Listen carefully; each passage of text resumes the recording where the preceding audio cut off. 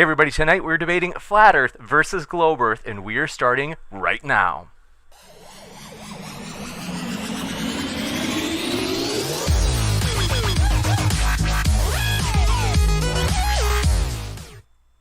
Ladies and gentlemen, thrilled to have you here for another epic debate. This is going to be a blast, folks. Happy New Year. We are excited to kick off 2021 with this epic debate, and want to let you know if it's your first time here, consider hitting that subscribe button as we have many more juicy, controversial debates coming up. Also, want to let you know we're a neutral platform, so we take no stances ourselves, and we host debates on science, religion, and politics, and also a ton of other stuff. We just love debates. So, with that, want to let you know a couple of housekeeping things up front. First, you will see on the right-hand side of your screen, we are pumped, you guys, as it's only a week away before we have the epic debate on whether or not Christianity is dangerous for society between Michael Shermer and Michael Jones, pictured on the right side of your screen.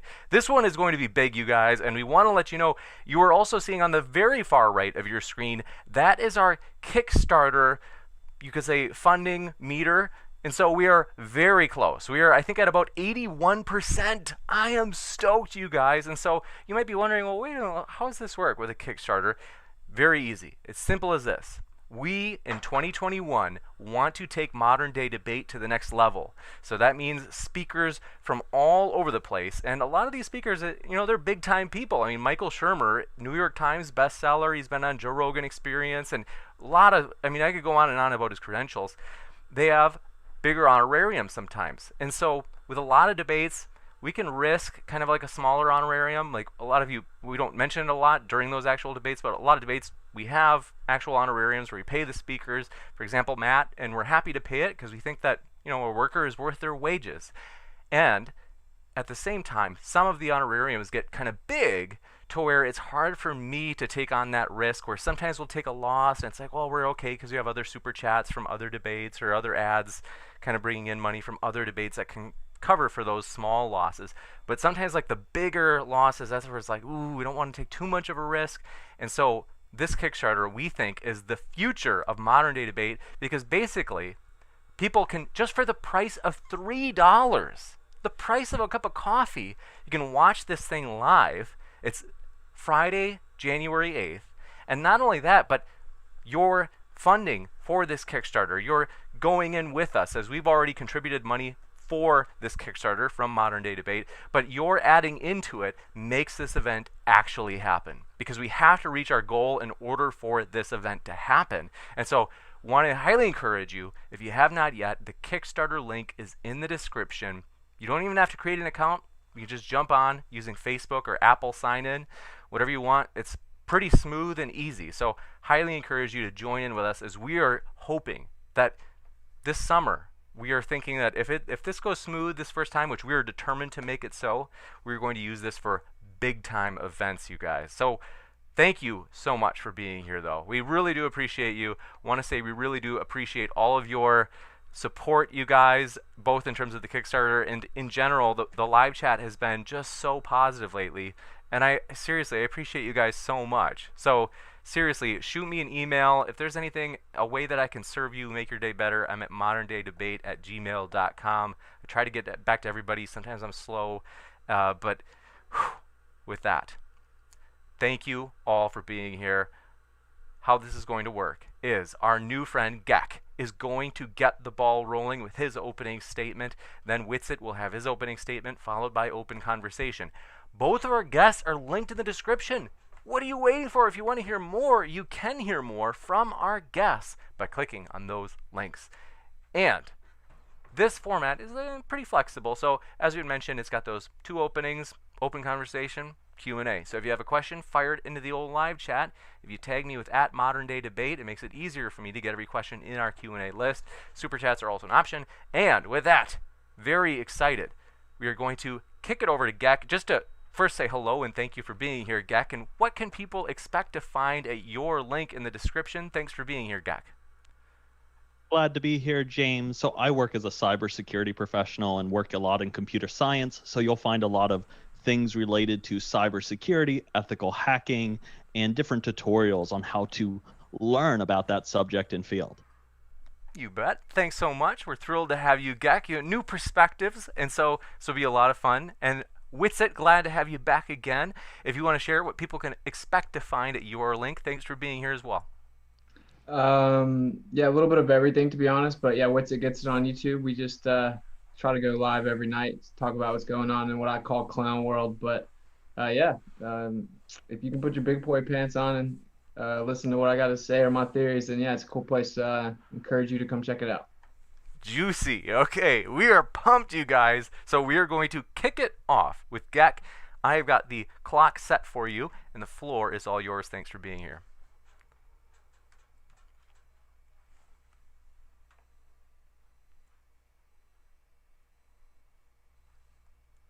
Oh, I need to share my presentation. Right. Pardon me for not introducing you to this prior. Is that if you wave your cursor toward the bottom of the Zoom window, it'll have a green share button. And then if you click that, and then on the window that has your PowerPoint, it says disabled for a participant. Oh gosh, that's embarrassing. Sorry, I've got to change our settings. This is totally my fault. Okay, advanced sharing options. Who can share? All participants. And then should be set now. Thanks for your patience. All right. All set so they can see your screen. And I'm going to fit it so it's perfect. And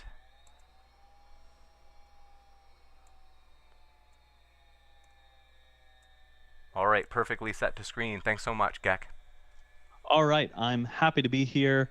Thanks for tuning in. So for me in my opening, I'm going to take this in a little different direction, a different approach. Doesn't make sense for the Earth to be flat.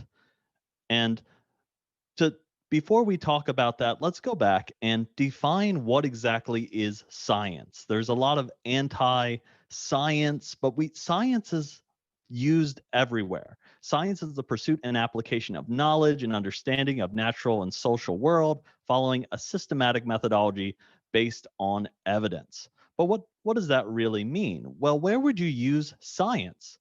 Well, I think a lot of us have probably seen a murder mystery show before, right? Who doesn't love a good whodunit? What happens in a murder case or murder trial?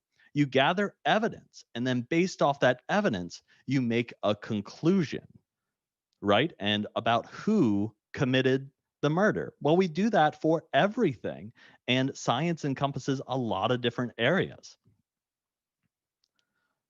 So when we're doing this, we gather that evidence, and we're using it to disprove or prove a hypothesis using the scientific method.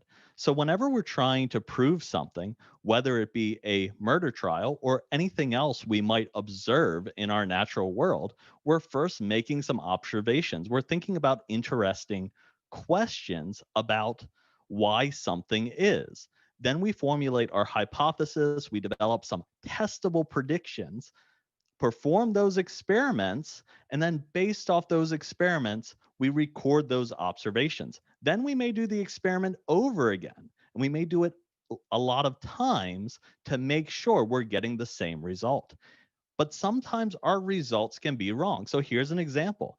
Bob has a Christmas tree store. He sells Christmas trees all year round. Now, Bob wants to increase the sales of his Christmas trees. So Bob's hypothesis is he's going to spend $1,000 on Google Ads to try and increase the sales of Christmas trees in the months of November and December. Now, his sales end up being about 1,000 Christmas trees sold during the months of November and December. So then Bob compares this data to Christmas trees he sold in June and July. Bob only sold 100 Christmas trees in June and July with no advertising. So based off this, Bob concludes that advertising helped him sell more trees in November and December. But there's a flaw in Bob's experiment that he missed. Bob didn't take for account the Christmas season. That's why he's potentially sold more Christmas trees. Just like this, sometimes when we're doing independent experiments, we're not always set up in the proper way to perform an experiment and make sure we're controlling all of the variables. I've seen this experiment with a glass of water. When we talk about, I've seen some flat earthers talk about the moon, and the moon actually somehow emanating cold. And they'll set a glass of water in front of a window and a glass of water not in front of a window. And the one in front of a window might be slightly colder. But there's additional variables in that test. There could be a breeze coming in from the window. The house may not be well insulated. We're not controlling all of the variables in the experiment. This is why it's important when you're talking about an experiment and you're gathering evidence that you're testing that evidence, right? If the very first piece of evidence was what you based anything off of a murder trial, a lot more people would be convicted. A lot of people are suspects, and then based off evidence later, they no longer become suspects. This is the same way we need to look at other things we observe in science. So, what is the evidence for the Earth being a sphere? Well, we've had years, literally thousands of years, that we've gathered evidence about this. We have pictures and videos, the moon and the stars, and everything that we can observe in our solar system and universe with telescopes, even binoculars on a good night. We can see that it is sphere like. So, why would our own planet not be a sphere? If the things we observe and the evidence we have point to that direction, why would it not be that way? Here's the Gemini spacewalk from 1965. Here's a photograph. And I want to talk about computers back in 1965 because they looked a little different than they do today. In fact, this is what a computer looked like back in 1965. It took a lot of processing power just to do a very simple task. Computers were literally the size of rooms. The Apollo space missions were actually written on punch cards. They used punch cards for the computer programs. It took a lot of money. People wonder why the NASA space budget was so expensive. It takes a lot to program everything on a cue card and feed it into the machine. They actually had an issue with this where someone actually dropped the cards or the punch cards and they came out of order, and it took several months to actually get all the cards back in order to make sure the program would run. Our computer systems weren't that sophisticated in the 1960s. So here's another image of Earth from 1968. And yet another one from 1972. This is before anyone even knew Photoshop existed, before that was even a thing. And of course, we have live feeds of Earth directly from space. Is someone sitting there editing these live feeds 24/7, somehow making up these images and recording them in a movie studio? Does that make sense? Is that logical? Is that profitable for some type of evil organization known as they to do that? I don't know if that makes sense. And this leads me into conspiracy theories. And think of this again, just like in a conspiracy for murder or anything else, that you need a good motive, right? Why would someone murder someone? The same can be said about our flat earth theory. If we are all being lied to, and this is some big elaborate hoax, what's the real motive? Who is really profiting off of this? Why is SpaceX devoting a lot of money into asteroid mining and potentially looking at as a future revenue generator if asteroids don't exist, or what we know about space doesn't actually exist? That doesn't seem to make a lot of sense. When we talk about conspiracy theories, often there's little bits of truth, but then there's a lot of conjecture and there's a leap of faith that's added. And that's normally how, when you tell a lie, if you want someone to believe a lie, you introduce a little bit of truth and it makes it a whole lot more believable.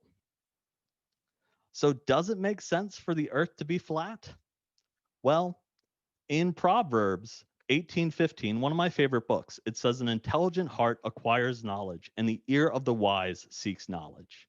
I think after 2,000 plus years of experimentation and evidence, this should be rather clear.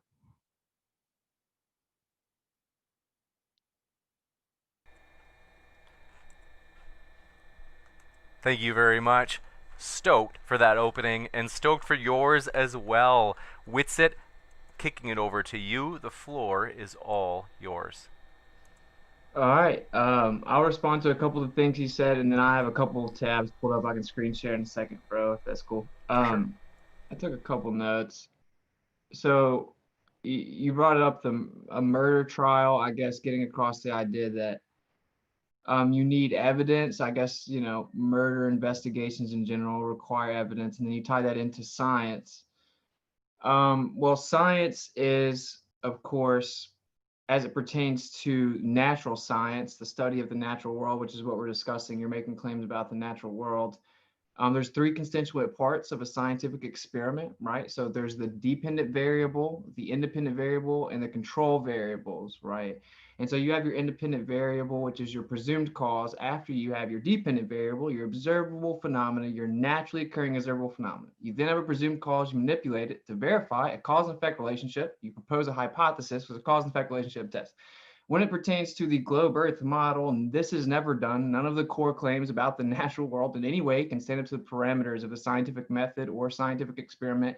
It is actually nothing more than pseudoscience, falsely masquerading as science. So just to clear that up, it's going to be very relevant. NASA requires a lot of money. And why would they invest money or tell you that they're investing money in asteroids if they didn't actually exist? If they're lying, why would they tell you they need $60 million a day to send people on the ISS that's, I don't know, 252 miles in the air going 17,000 miles an hour with glitches? So to ask me the motivation of the intricacies of one's deceptions or lies is foolish, simply. And then that ties me into the ISS, where you claim, I guess, we have live streams of a curved Earth from space, which of course we do not. And you can easily impose curvature. We saw that with the Red Bull jump. They told us you could see the curvature of Earth from space. Then we sent high altitude balloons up, it's flat. And then of course Neil deGrasse Tyson, one of the mainstream scientific communicators, comes out and says, oh no, you couldn't see the curvature from there. So to ask me how a lens could impose curvature when we know that's what they do also isn't really going to cut it as to evidence. So, all right, I'll screen share and break down kind of what the deal is. That's cool. All right, so I just pulled up a few tabs, right? We were all told that we live on a ball Earth, one of the first things that we were ever told, right? It didn't really make sense to us at the time, counterintuitive. Oh, we fall off the bottom. How's the water stick on there? Oh, gravity. What's that? It pulls us down. So anyway, we were all told this at a young age. We didn't fully understand it, but we, of course, trust the authority position of the teacher. She clearly knows more than us. She's older, right? In fact, we were all indoctrinated with this belief that we live on this ball. This is the default picture of the iPhone when it first came out. This is called the blue marble. And of course, this was presented under the guise that it was a legitimate picture taken in entirety from space and put on literally the default wallpaper of all iPhones, now the most popular phone in the world. So let's see what NASA themselves say about the blue marble. Well, of course, this is the guy that did it, Robert Simmons, and they themselves admit that it is nothing more than computer generated. What's the coolest thing you ever did as part of your job at Goddard, Robert Simmons? Well, by 2002, we had finally had enough data to make a snapshot of the entire Earth. So we did. The hard part was creating a flat map of the Earth's surface with 4 months of satellite data, just high altitude compilations, certainly not in a medium that defies physics. Reto Stockley at the Meteorology and Climatology Office did much of this work. Then we wrapped the flat map around a ball. Then we wrapped the flat map around a ball. My part was integrating the surface, clouds, and oceans to match people's expectations of how Earth looks from space. So this is them literally telling you that the infamous picture we were all indoctrinated with is literally not real. It isn't the real picture, but you claimed in your opener that we went to the moon in the 70s. But of course, this is in the 2000s. We're getting shown cartoons put off as real. So simple premise to, I'm not keeping up with time. I'm trying to speed up a little bit here. Simple premise that we need to understand before we engage in this conversation is burden of proof. We should all know it. You make a positive claim, you have the burden of proof. Now, we're going to go through this because this is one of the main things that I have globe earthers, if you will, say to me often. So making a claim that needs justification, then demanding that the opponent justifies the opposite of the claim. This is a shifting the burden of proof fallacy, okay? So making a claim that needs justification, but then demanding that the opponent justifies the opposite of the claim. That's what the globe Earth model is doing. And of course, falsification is independent of replacement. The burden of proof is a legal and philosophical concept with differences in each domain. In every debate, the burden of proof typically lies with the person making the claim, but it can also lie with the person denying a well-established fact or theory. This is what the people want to say is going on here. This is what globe earth proponents want to say is going on here. The problem is it isn't a well-established fact or theory. We can get into the intricacies of this. It's nothing more than pseudoscience. There is nothing scientific about it at all. It actually makes claims antithetical to all scientific evidence. So like other non-black and white issues, there are instances where this is clearly fallacious and those which are not as clear. This is what you would say, I guess, or typically your side says, this is not as clear. It's very simple. When you make a positive claim, you have the burden of proof. What do the positive claims of the globe earth make? Well, they say that we're in a fabric of bending space-time to concepts. So, of course, conceptual abstractions cannot have physical properties. It's called a reification fallacy. But they say there's nothingness there other than two concepts. Well, they bend and warp and dilate and have physical properties, and we're in some fabric that isn't actually anything. They say that we spin 1,000 miles per hour. They also make a very definitive shape claim and size claim as to what the earth is. They say the earth is 71% water. Of course, we know that sea level is the level of the sea surface used in reckoning the height of geographical features such as hills and as a barometric standard. So we literally measure elevation above an assumed level of sea. They say it's 71% of the earth, but it's actually bending convexly around the exterior of a spinning object in a vacuum. Then, of course, the way that they explain sea level is with a hypothetical model called geoid modeling, which is not used for anything other than to claim how water bends around an earth. Hypothetical model that coincides with mean sea level, which is again just taking an average and bending it around a hypothetical ball over the oceans. It continues in continental areas as an imaginary sea or sea level surface defined by spirit level. And it says right over here, I'll tell you, right? The geoid is safe of the ocean surface would take under the influence of the gravity and rotation of Earth alone, both presupposed reifications, of course. If other influences such as tides were absent and winds, this surface is extended through the continents. So it's literally a hypothetical extension of sea level being curved through presupposed continents. And of course, the other primary basic claim against natural law that it makes is that we are in some infinitely expanding vacuum of 10 to the negative 17 torr, where a pressurized system sits adjacent. This, of course, cannot happen because the necessary antecedent to gas pressure is a physical container. And that's the second law of thermodynamics, entropy will increase. So this is just a baseless assertion that's nowhere close to science. It's actually pseudoscience. It's antithetical to literally natural law. So what is the flat Earth's positive claim? Since positive claims have the burden of proof, we claim the Earth is flat. It's a general descriptor of the surface of the Earth. Okay, and so we can support this. For one, you can't have specular reflections on a curved Earth. This surface simply cannot project this as a specular reflection. Even the most minuscule convexity of this surface would not allow this. These are all over the place naturally occurring. We have star trails where we look up in the sky and we will actually see them moving two different directions in the same portion of the sky, looking in the same direction. This can happen on the globe Earth when they tell you that the reason the stars look like they're moving is, well, they're not moving, but the globe is spinning a certain direction. They would have to move in one direction relative to your location on a sphere. We do not observe this. Here's another example. And of course, the most important part, they told us certain size of the Earth, so that means it has to be curving at a certain rate. We went out and tested this numerous times all over the place. Here's one of the many examples, which I see you smile, you've seen it. I do get it. It's quite infamous. Of course, this right here would require and necessitate the radius of the Earth be something over like 264,000 miles. That's over 250,000 miles over the supposed distance to the moon. This can never happen. Falsification of the radius falsifies the entire model. So very simply, yeah, we'll come back here to wrap it all up. You know, they told us that we live on a cartoon from a very young age. And the truth is, the globe Earth has a burden of proof, making positive, definitive assertions about the natural world. And it must empirically validate these with scientific evidence. And that's it. Thank you very much, Austin. We will kick it into open conversation, folks. I have a feeling this should be exciting. So, well, gentlemen, remember, just to keep it, cordial, you guys are both pleasant fellows, and so the floor is all yours for this conversation.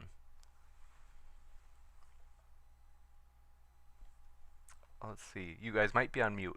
No, so yeah, there you go. That's my response to you, man. Like I need some legitimate empirical evidence. I've been looking for about 5 years. I know it sounds crazy on the surface, is what I thought, but we need some empirical evidence. So, I mean, I guess we could start it like this if you wanted to, maybe, so the audience can kind of get an idea where everyone's at. There's like, I can ask you a couple questions if you're down to answer them, so we can get a gauge of what you think. Maybe there's no like right or wrong answers. It's just like questions that. I have some questions for you because it's kind of interesting. So in your presentation, there's certain areas of science you seem to be very big on picking out descriptions and picking apart different words and meanings. So what is your scale for what areas of science Are you like, well, the research they did is absolute, but the research that these scientists did, that's a collection of evidence, because we're talking about science as a collection of evidence and experiments. These, we're going to throw all these out because they're wrong. So what is your level of saying that this is right or this is wrong? And how do you determine that from your own conscientious bias of this is right because I believe this is right and this goes along with what I believe, versus I believe the work that these scientists did? Well, I don't just blindly believe other people. So if it was real science, that means that I can go out and verify it stands up to the critique of the methodology of science. So that would be the short answer. If it's verifiable, if it's empirical, so repeatable, verifiable, falsifiable, I can go do that. It's practical. I can practically demonstrate and have access to verifying or falsifying a claim. Then that's cool. That's what science actually is. My issue and contention is you take the first step, which is the dependent variable, the naturally occurring phenomena, as the very first step, and then that's all that they have. They run off with just that alone, and then they make up stories. So we see something happen in the sky, they have that, and then they're like, okay, now presupposing the Earth's a vacuum that defies the natural law that we just ignore, and all these sizes and all these claims, now we can make up stories about lights in the sky. Well, that's actually pseudoscience. You didn't manipulate any cause. You make up cause claims of movement and mechanism claims. So the point is, we have to actually be able to verify things empirically. And when we go out and try to empirically verify if the Earth is curving, it isn't. And that's technically a measurement question, not a science question, but the globe Earth makes scientific claims. And there's no scientific evidence. So simply, I'm not impressed with the lab coat and goggles, bro. I need like an actual empirical means of verifiability. Well, what I'm asking is that, so for you, you want to go out and do it yourself. You want to do your own experiment and verify the information. You are not going to trust what other people do. But the very foundation of how technology is built is based on things other people did and trusting that other people built it. In fact, the communication mechanism we're using right now was built on literally hundreds of years. The very first computers were conceptualized in the 1800s for technology. So It's not analogous, what bro, because I areas can use are my phone, you know? Sorry, I didn't mean to interrupt you. Go ahead, good. Oh no, I was gonna say so there's certain areas that in science, right, we trust, right? Because we use it every day, right? We use it for facilitation, communication, we use credit cards. This is all things that have built up over a number of years. And there's not like we can point to like one person who was making up stories or anything. This is why there's scientific consensus. You have a lot of different people involved in order to reduce the chance of things being introduced that just don't make sense, right? That science is not verified. That's why you have so many different people involved, because the more people you have involved, if this is an overarching conspiracy theory, the more people you would have that would reveal something. The more people you have involved in any kind of conspiracy plot, the more you'll have a Judas that will go and tell on what's happening and betray you seem to have a the misconception, cause. bro. You seem to have a misconception of how many people are involved in this. There aren't that many people that would need to know. Most of the people that work at NASA wouldn't need to know. They sit there and interpret data on their computer, and they're just looking at temperature recordings. And then the next guy sits in his computer. Compartmentalization. The teacher didn't know that the Earth isn't a globe that defies physics, and that the story was brought to her by Jesuit priests. She didn't know that. She just told me what she believed. So that's a straw man. No flat earther thinks that there's millions of people keeping the secrets. That's completely unnecessary, not how it works at all. Compartmentalization within the military alone wouldn't allow that. And so it's very simple. Most people believe the lie, and then they, by deduction, continue it on with conviction even. So then who is this group of people that's keeping the lie? Because NASA's not the only space agency in the world, and a lot of the scientific evidence has been built up by various organizations over 100 years now, from Real these science different was thrown areas. out the window because of heliocentrism, including the fatherheads of electrical field theory, Nikola Tesla, Oliver Heaviside, Faraday, Maxwell, Charles Proto Steinmetz. They all knew that, for example, there was some type of a background, but no, the Earth's spinning and revolving, we have to throw out the background. Science has done nothing but devolve because of a devotion to heliocentrism. And what comes with it is antithetical to science. So we have general relativity, where they say concepts spin as a reaction to Michelson-Morley, which is a little bit technical and stuff there, but the point is actually science has done nothing but derailed and devolved. They interpret everything through a materialistic confinement, because we know there's nothing beyond the material world other than concepts, space and time. And so now that quantum physics thinks everything has to be material, trying to quantify them, it doesn't do anything to help real pursuit of knowledge. It only hinders it because of the confinement of presuppositions. So to get down to the crux of the issue, we need to go out and test the Earth itself. We don't need to depend on NASA, who brought Nazi scientists over through Operation Paperclip and has provably, lied to us. I don't know. I don't need to determine how many times they've lied or not. I don't need to determine who is lying. That's basically your question. Who is this they? I don't need to know that. You brought up a murder earlier. That's a perfect analogy, right? If Susan, my neighbor, is the nicest girl ever. Everyone loves her. She's super nice. And then all of a sudden she dies and someone clearly killed her. The cops don't go there and say, well, there's clearly tons of shots that hit Susan and she's dead, but she's so nice. I can't imagine that anyone would do this. So until I can figure out who would ever do this, or I don't know why they would do this, then I don't need to look at the evidence, right? We don't know. We have to just look at the evidence and then we can go from there. Falsifications independent of replacement, and the evidence is independent of motive. But see, there's certain evidence that you'll outright reject. So do you say that all photos and videos from space, they're all false, that someone has edited them?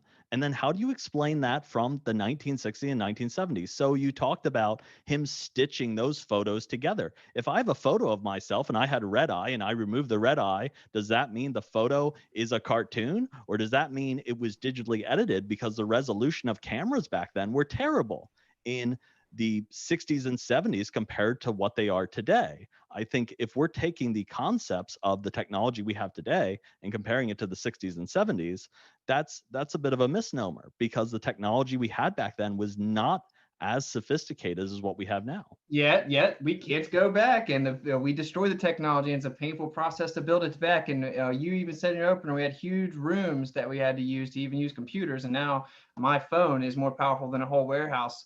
But we can't go back to the moon. Don't worry about that. But we went in the 60s, I promise, and we took a real picture, but we went like decades without showing you another real picture. Then they came out and admitted that the pictures they show us are cartoons. So what you're doing right now is constantly appealing to the authority of the government, singularly NASA. And I don't want to do that. So if we want to get into the meat and potatoes, we need to get to the evidence. Where's the empirical evidence? I showed you empirical evidence of the flat Earth. I've been looking for evidence of the curvature of the Earth for a super long time. And that's why I think that really, I was saying, a productive way to start this, we could be like, well, where exactly do you find yourself on this? Because the truth is, most people just have a belief that this is true, right? Like, do you have any empirical verifiable evidence that you yourself can verify is real of the measurement of the curvature of the Earth? No, you have just believed it. You've heard NASA and you believe it. Spin, believe it, no evidence. Space vacuum, believe it's no evidence.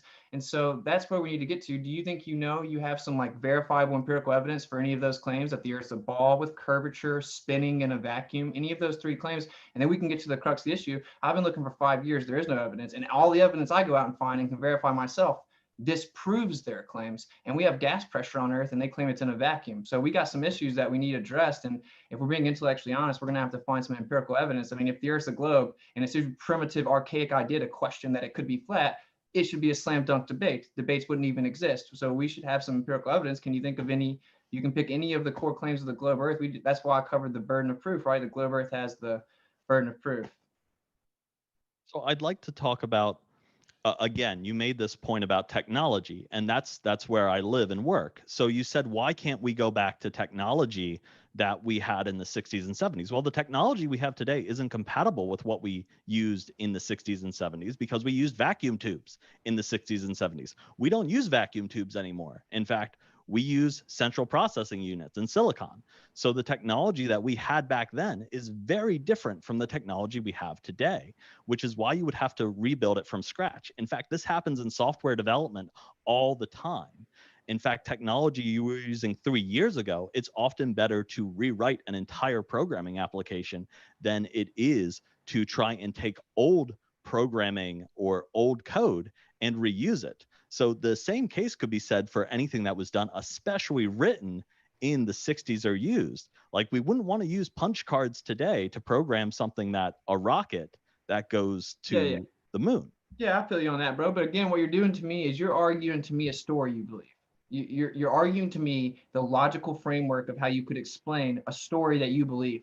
I don't believe the story, dude. I don't believe that we went to space in 1969 8 years after JFK said we were going to go to the whole world, we're going to be the first people to go to space in 8 years. And we couldn't go to low Earth orbit the 7th year.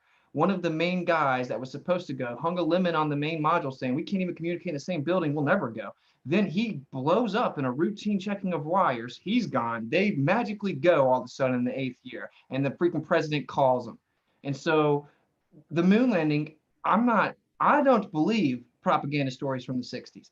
I want some physical empirical evidence. It's 2020. I should have a 4K live stream of the Earth in entirety every single night, and I should be able to zoom in on it live time. I should be able to see rockets re-enter the atmosphere 1,000 times. Not one time in the history of mankind have we ever been shown a supposed rocket re-entering the atmosphere. It's 2020, bro. They're lying. They're lying, and we have to go prove it. And so we need to get to the crux, bro. Do you agree that we need to see, is the surface of the Earth actually curving in all directions, or is it flat? That's the only way we're going to get. We've already seen it. I'm sorry, I didn't mean to interrupt you. No, you're good. Go.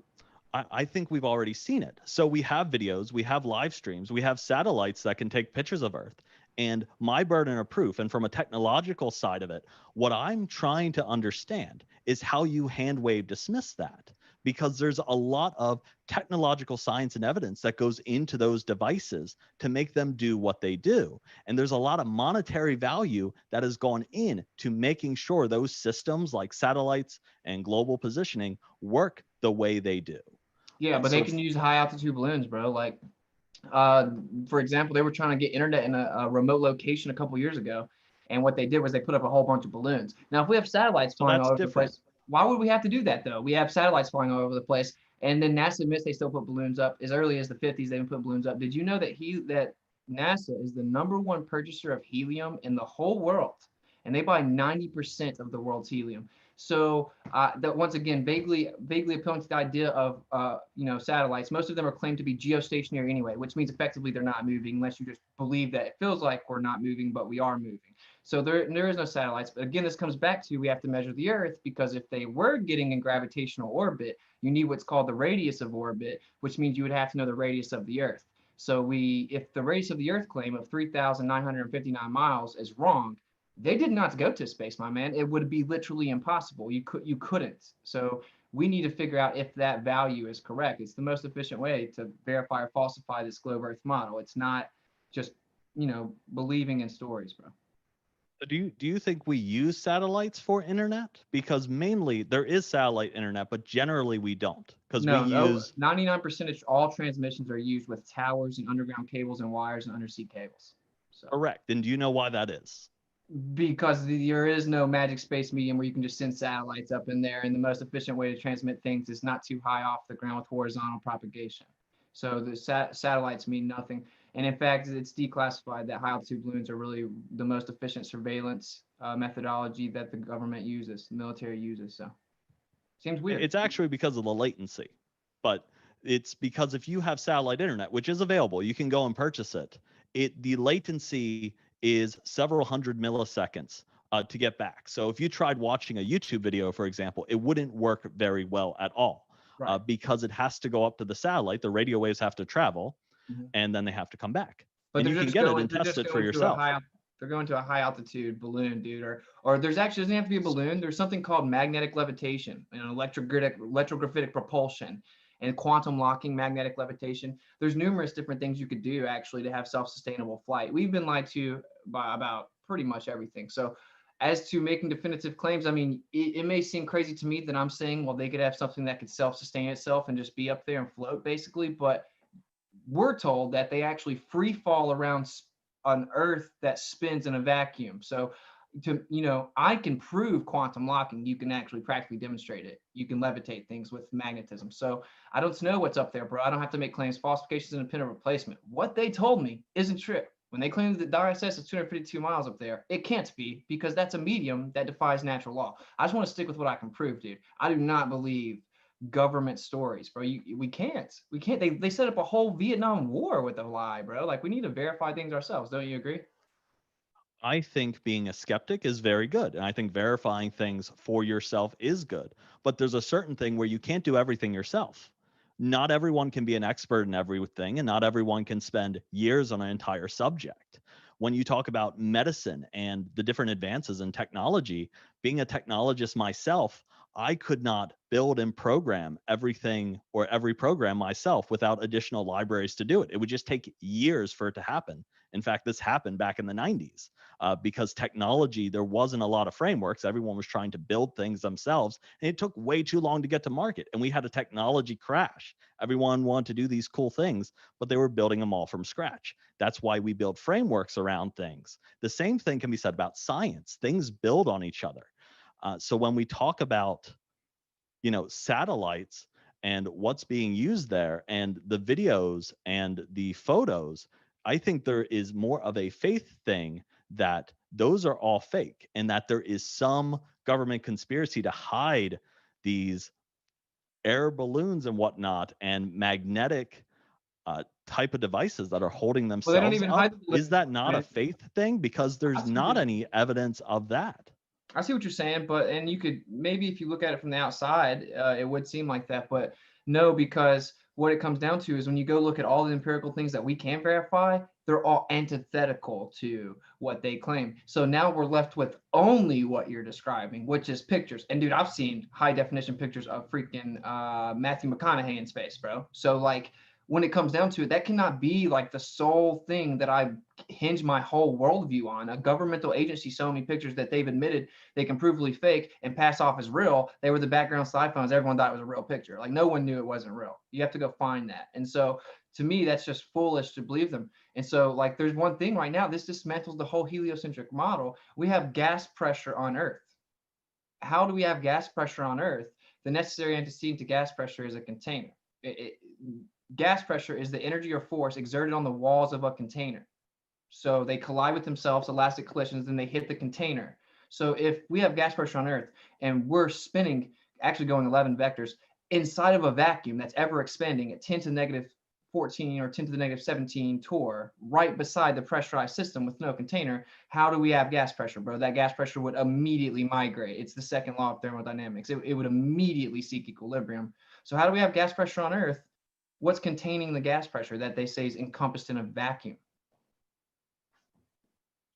Right. So, and I've seen you talk about this before with the second law of thermodynamics and the gas pressure and trying it to be next to a vacuum. And we've all seen people talk about, how the vacuum of space doesn't suck and that's just a medium, right? So I don't want to go down that path because I think that's already been beaten to death. Vacuums But don't suck, right? Like that would the vacuum of space wouldn't suck the atmosphere. The atmosphere would fill the vacuum. It would go into the vacuum. But I would actually point out to the recent evidence, and you probably wouldn't believe this because it's from NASA, but it was the study about how the air molecules slowly get further away and that it actually extends out past the moon. Yeah, that's So due there update is to the bottom. particles of air. But when we discover new things in science, it's okay for us to change our understanding of what we had before. And that's perfectly fine Would because you we agree need that to means that what verify you had those before things. was wrong? Would that mean that what you had before was wrong then, right? Because you had to change it. So that means what you had before was wrong. So it was wrong until just a couple of years ago. They're But it's still not black and white though either, because Pluto's no longer classified as a planet, but that doesn't mean it doesn't exist. it's just a light in the sky though, just like the other planets. And the etymology of the word planet means wanderer. And when I look at them, they're not static, dude. They move under telescopes and P900. So I don't have to believe their stories of what they say, bro. Like, I just want to know what's contained in the gas pressure? Like, that's how we live, dude. So how do we have gas pressure here on Earth in a vacuum? I don't get it. I'm not an expert on gas pressure, so I'm not going to speak to that and say something that I'm not familiar with. Fair enough. But what I can say, and as a technologist, again, going back to the things we're able to see, study, test, and observe, I'm still trying to understand how, because you've said you've seen pictures and you've seen videos, and that you think they're all fake or they're all movies. And I'm trying to understand how the cost, because NASA's budget alone would not afford for them to have, I think it's improbable that they would just be a movie studio constantly making movies all the time about this fake $60 space. million a day, bro. 60. Right, but I mean, healthcare.gov costs 1.7 billion, right? So if Okay, we well, want to that's get into not- that's if we want to nonsense. get into numbers about what things cost, things are expensive, especially $1 million rockets. Like rockets are super expensive. But rockets are And parabolic, bro. They don't even go all the way. They just come back down and they shoot them out to the ocean, dude. Everything they do is sketchy. We have to move on past NASA, bro. I don't believe the government. They started the Vietnam War with a false flag and they've come out and admitted it now. So like, can we not verify it ourselves? You can't have gas pressure without a container. I agree. You said you may not know, but the official explanation of your model is gravity contains the gas pressure. Okay. And that gravity is relative to the center of mass and that it's stronger as proportionately closer to the center of mass. And so if I take gas at the surface where it's supposedly the strongest, it goes in all directions instantaneously, seeking equilibrium omnidirectionally. Where the gravity is the strongest, if I go hundreds of miles up where it's way weaker, gas does not all of a sudden get contained because gravity cuts back on and contains it. It doesn't make any sense. Gravity has a singular vector of down relative to the center of mass, but of course, gas has omnidirectional vectors. So it doesn't work. It's a claim against natural. This isn't something we can just breeze past because it's not like this is my opinion. It's a natural law. And natural laws, for anyone that doesn't know in the audience, right? It's not like we came up with it or something. It's like they just are, right? We don't have to explain a causal agent. They just are. They're natural laws. So we got to deal with that, bro. You're making a natural claim about the natural world, and it's actually antithetical to natural law. Like, that can't just be left to fly, right? what do you mean? I mean, for years, the scientific consensus was that, when you were sick, we needed to drain the bad blood. So like if we're talking about, so specifically, and I know you're on the gas issue with pressure, so you have a hypothesis that it wouldn't exist if you went up that far.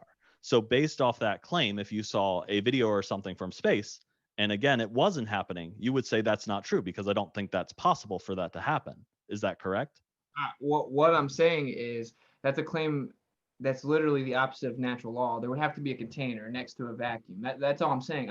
Everything you've brought up is just appealing to NASA, dude. But we can move on. Like if you said you conceded you don't know too much about gas, that's cool. That's just one of them. Like what about the curvature part? This is something we can all understand. You don't have to be an expert in anything.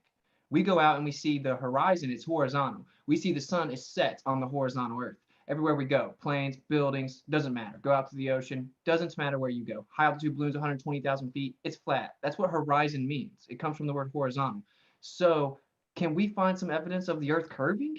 Because if it's curving at the rate they said it is, which it has to because they said the Earth was a certain size, we should be able to find it, bro. If the Earth is curving away from you in all directions, you would find it based on a geometric rate, based on the radius. So it would have to be there. And it's not anywhere, dude. Not in my homies in Cali don't see it. I don't find it in Tennessee. My homies on the East Coast don't find it. People in the UK don't find it. It's not curving anywhere. And so if the surface of the Earth isn't curving anywhere, what would it be? Well, we literally have, again, pictures and videos from space, and everything we see and observe. Does the moon not look like a sphere to you? The moon. That's a whole nother thing. So Or the sun, or any other astronomical body that you examine with a telescope, or even high-level binoculars nowadays. Yeah, they're orbs. Yeah, the stars Orbs? are like the planets. They're lights in the sky look just like the other stars, or they look maybe a little different here and there, and they all look different, and they aren't static. They move. And then what's the sun and the moon? I don't make definitive claims as to what the sun and the moon are, but what your model wants me to believe is that they look like they're the same size in the sky, but they're not actually the same size in the sky. The sun's actually 400 times bigger than the moon. It's just a coincidence that it's also exactly 400 times further away, so they look like they're the same size so we can have eclipses. Your model can't explain the moon. We have eclipses that can't happen on it. I don't have to make claims as to what the characteristics of the sun or moon are. I don't claim medium. I don't claim solidity. I don't claim sphericity. But if I go into a bar and see a pool table with pool balls on it, I can't then say that the pool table must also be a sphere, even if it was a sphere, which it actually doesn't appear to be one. So there's my answer to that. I mean, that's more of a globe Earth problem than anything, the moon. Well, I would think it would be a very big flat Earth problem, because if everything you can see in the observable space is spherical or round, why would Earth be the only thing that's not? Well, how can you prove? Wait, we only see one side of the moon, though. How do you know it's spherical if we only see one side of it? How do you know there's Well, another it side? at least looks round. Oh, circles are round, man. Pennies are round. The pizzas are round, man. Like it could be an orb, and even if it was a sphere, how would that prove what we're standing on is a sphere? If the surface isn't curving anywhere, how does that mean it's round just because the moon looks like a circle? Well, I'm saying if by deductive reasoning, everything we can observe with a telescope looks spherical in our observable universe or what we can see, then why would Earth be the only thing that's not? Well, for one, the Earth is geocentric, so it's the center of everything. So to think it was analogous or synonymous to everything else in the sky that moves over top of it would actually be pretty counterintuitive. The sky, for all recordable history for thousands of years, has come back around and started where it starts every year, around the center of the Earth, over top of the center of the Earth. So why would I think the Earth is the same as the lights in the sky that move all central to the Earth? I mean, if everything is central to the Earth, I don't know. I don't make claims about what's in the sky. That's what got us in this mess, was making theoretical, I wonder what's up there claims, right? And we need to pump the brakes on that, because now people think they live on a ball that spins, and they go out and they see the sun set, but they got to convince themselves, even though it doesn't feel like I'm moving, and that sun looks like it's moving, the sun is still, and I'm falling backwards. It's clown world. So you're basically saying if we go out and measure the surface of the Earth and it isn't curving, and we falsify the radius, thus the whole model, and it's no way it's curving because we measured it's all over the Earth, we should throw all that out because the moon's a circle, and I can assume that maybe it has another side and it's a sphere. And if it is a sphere, why wouldn't the Earth be one too? We can't just throw out the evidence because of speculation, bro. No, that's not what I'm saying. There is a lot of tests that have been done that have led up over the last 100+ years about the Earth being a sphere. Because eventually, if you go back far enough, the world did have a consensus that they thought the Earth was flat, right? And then Yeah. after a lot of different experiments, they came to the conclusion, oh, the Earth might actually be a sphere. And then after several hundred years, and this is after, I think it was Aristotle and his experiment involving measuring shadows, he's like, maybe the Earth isn't flat. We had a lot of other people that did the same thing, right? Maybe we can sail around, if we're a sphere, sail around the Earth. So it's not like this idea came up overnight, like all of a sudden someone said this. This is something that has been built upon for years. And I think it's kind of interesting because, again, in the past, that was the idea that the Earth was the center of the universe. And more recently, now the sun is the center of the universe. Are you saying the sun is not the center and that everything revolves around the Earth? And I would ask why. A lot to unpack there, bro, but I'll hit you with it. Sure. Yeah, the idea we go around the sun and the sun's the center of everything. Helios, that tracks back to sun worship and so the religion of worshiping the sun for literally Helios. In fact, just a tidbit that'll probably make people spiral. The Statue of Liberty is identical to the ancient statue of Helios. But anyway, so you brought up Aristotle and you brought up the shadows. It was actually Aristophanes. I'll give it to you though. It's fair enough. He was a Greek dude, whatever, supposedly. There's no primary documentation of this story at all, but literally there's no primary documentation, just like a sketchy secondhand source. But supposedly went out there, stuck sticks in the ground, just kind of stepped it off and measured, and then looked at shadows and wells and assumed that the Earth was a ball. Then he assumed the sun was very, very distant and that the light rays were parallel. And then he took a reverse engineer the idea of a ball Earth. Of course, not assuming the Earth is really far away and it has parallel rays, and knowing that it's more local and it has divergent rays, which is all we ever observe, like crepuscular rays, it works on both models. This was done like a couple thousand years ago or so. And then when you brought up Aristotle, it actually, this is the crazy part, the globe Earth's actually origin was a religion. So we have like Platonism, Neoplatonism, the idea that the perfect shape is a sphere. A metaphysical premise that the perfect shape's a sphere. This comes from Plato. And then this is literally why they started saying, I think the Earth's a sphere. Then Aristotle proposed the idea that space is a privation. So it was also a metaphysical, ontological premise. It was the idea of the opposite of form and matter being emptiness and nothingness, and that's what space is. It's basically what they still run with today. Now you fast forward, a Jesuit Catholic priest actually proposed the Big Bang Theory, the idea of how all this universe came into being. And so when you track it back, actually the origin of all the postulations are metaphysical or religious. and they have no empirical evidence. And now you fast forward to now, you think, well, surely we have the evidence now. It may have started that way. No, we don't, dude. We literally don't. There isn't any empirical verifiable evidence of any of the core claims of the globe Earth. So, I mean, we got to be real here. We didn't lie. You didn't lie. Your teacher didn't lie. But like, we were misinformed about where we live, and we need empirical evidence if we're going to like stake our whole worldview on it, right? Well, so you're saying you were misinformed or people were misinformed, but again, we're back to they. Who is they? You talk about the government a lot, but the government is just made up of people. And while, there certainly people in government have done shady things before, normally with a motive, normally for money or power, right?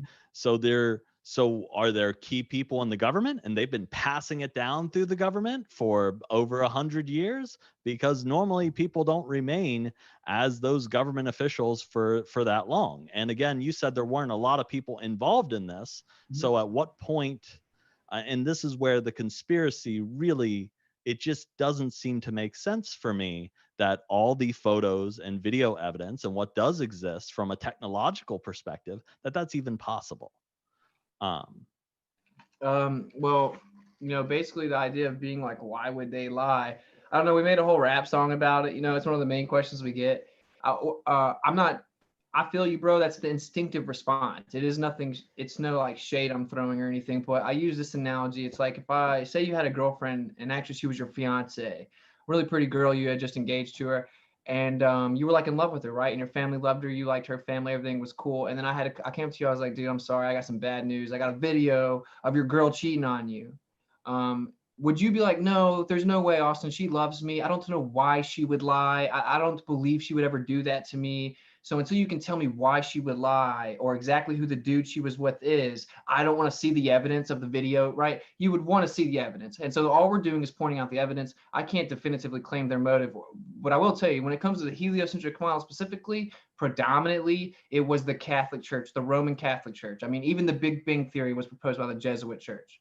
So a Jesuit priest. So yeah, I mean, clown world confirmed, but it's predominantly in modern history, the Roman Catholic Church. And this wasn't even accepted really until even being thought of accepted until early 1900s. This is very recent decision that people think the Earth's a magic spinning cartoon ball that defies physics. The Greeks were just a couple people. They were a minority. This happened in 100 or maybe 150 years. So this is like a new thing that has happened. And we need to get our act together. We don't live on and of course they said that what definitively sealed it was we went to the moon and took a picture of it, and that proved it.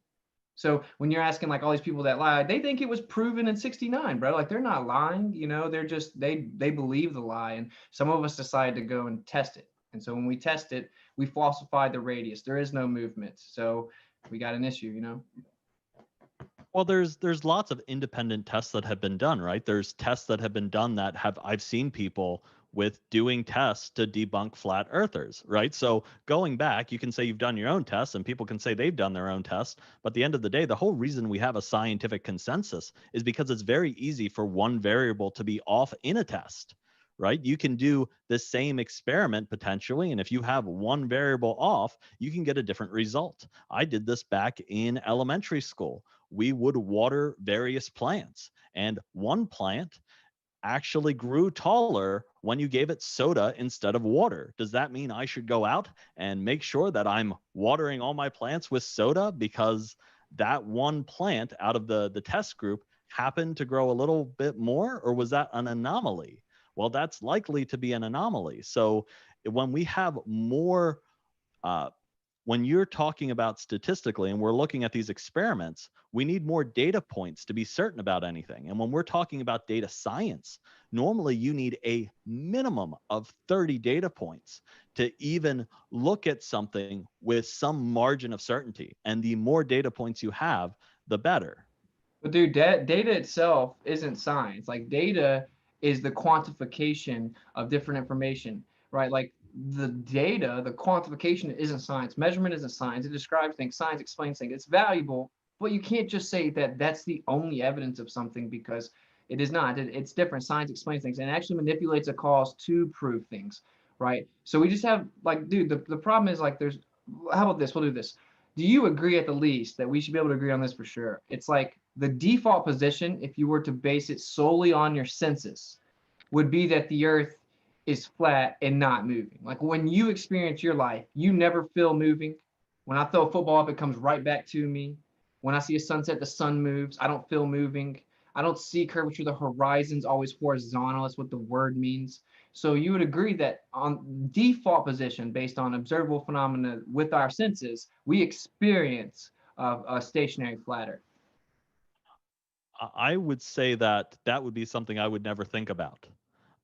Like living through life. And I think the majority of people don't go through life saying, man, I really wonder if the earth is flat or a That's how sphere, they right? got us, I think bro. I That's think how. it's more of a thing that people who want to get into details and look at that might look at, or people that work in a specific field of science would look at that. But I think the debate for a lot of people is that, over the evidence is overwhelmingly based off recent accounts in the last several hundred years that the earth is a spheroid, right? And that There's we're no using evidence. satellites. We have video evidence and photos, and I know you don't like them and you say that they are edited and don't exist. And my stance is that is technologically not possible from a computer CGI is not science possible, dude. perspective. If you've not seen the movie Gravity, bro, with $60 million a day, when the military actually classifies information, right? They have technology that's super advanced years before we know about it. You think with $60 million a day, they can't show us like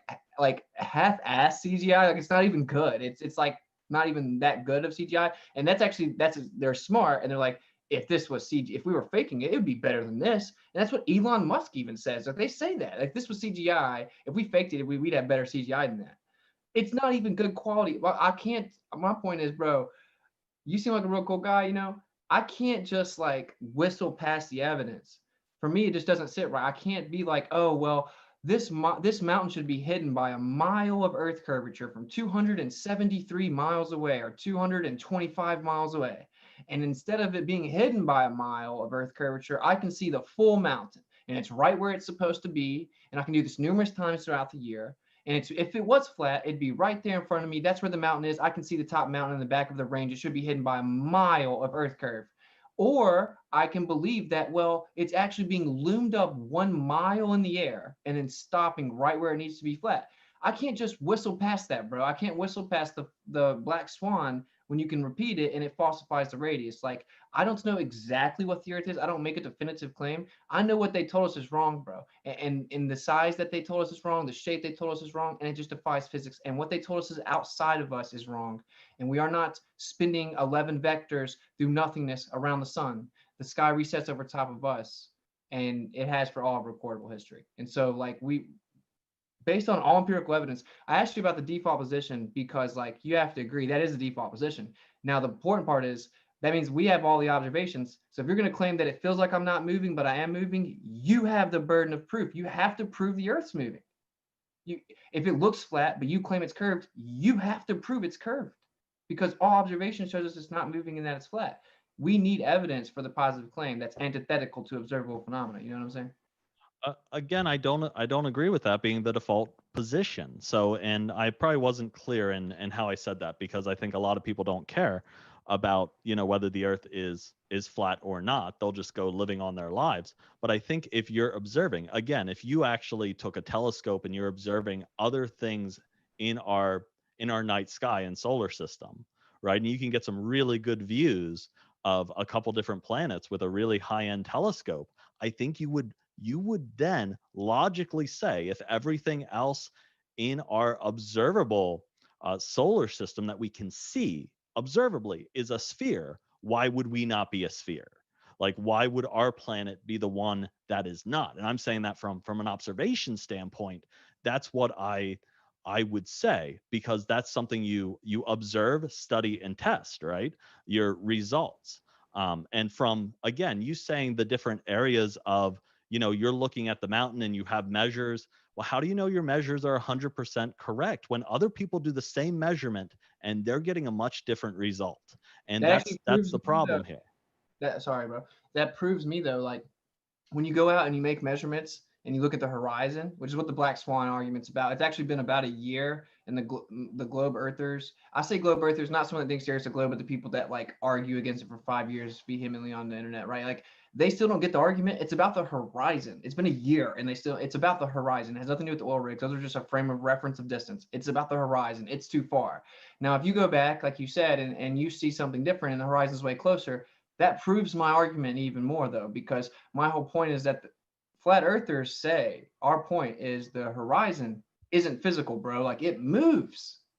So welcome to flat earth, right? Like it moves. That means it can't be a physical, tangible, literal location based on the necessitation of a radius claim. There's not a geometric horizon. The horizon is where the sky appears to meet the ground, appears, it's optical, it's apparent, and it constantly moves. So we have an issue. We can't find the curve anywhere, and where it should be constantly moves. How do we even know it's there? We don't.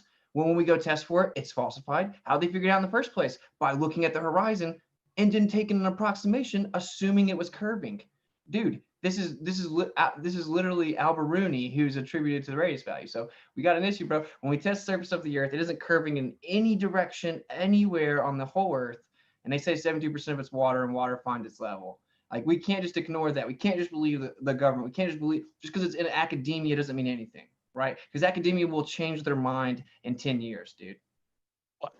Science is supposed to change its mind when new evidence presents itself. Just like if someone's convicted of murder and new evidence presents itself, and we find that that person didn't commit the crime, it should go out. This is why science is a collection of that evidence to say whether something's true or not. And I think my point here is because one independent person did an experiment, right? And they found something that's off from what we believe should be the results, right? The hypothesis, then we need to redo that experiment and make sure all the variables are correct as to why that's doing. Because I've seen them, you've seen them, other people doing experiments where they come up with the right elevation and horizon, the things that should be there. So again, there's two conflicting issues, right? Because you're saying, well, based off what this should be, when I did the experiment, I got something different. Well, why did you get something different in that variable, right? Because if you're doing an experiment, you should get it the same.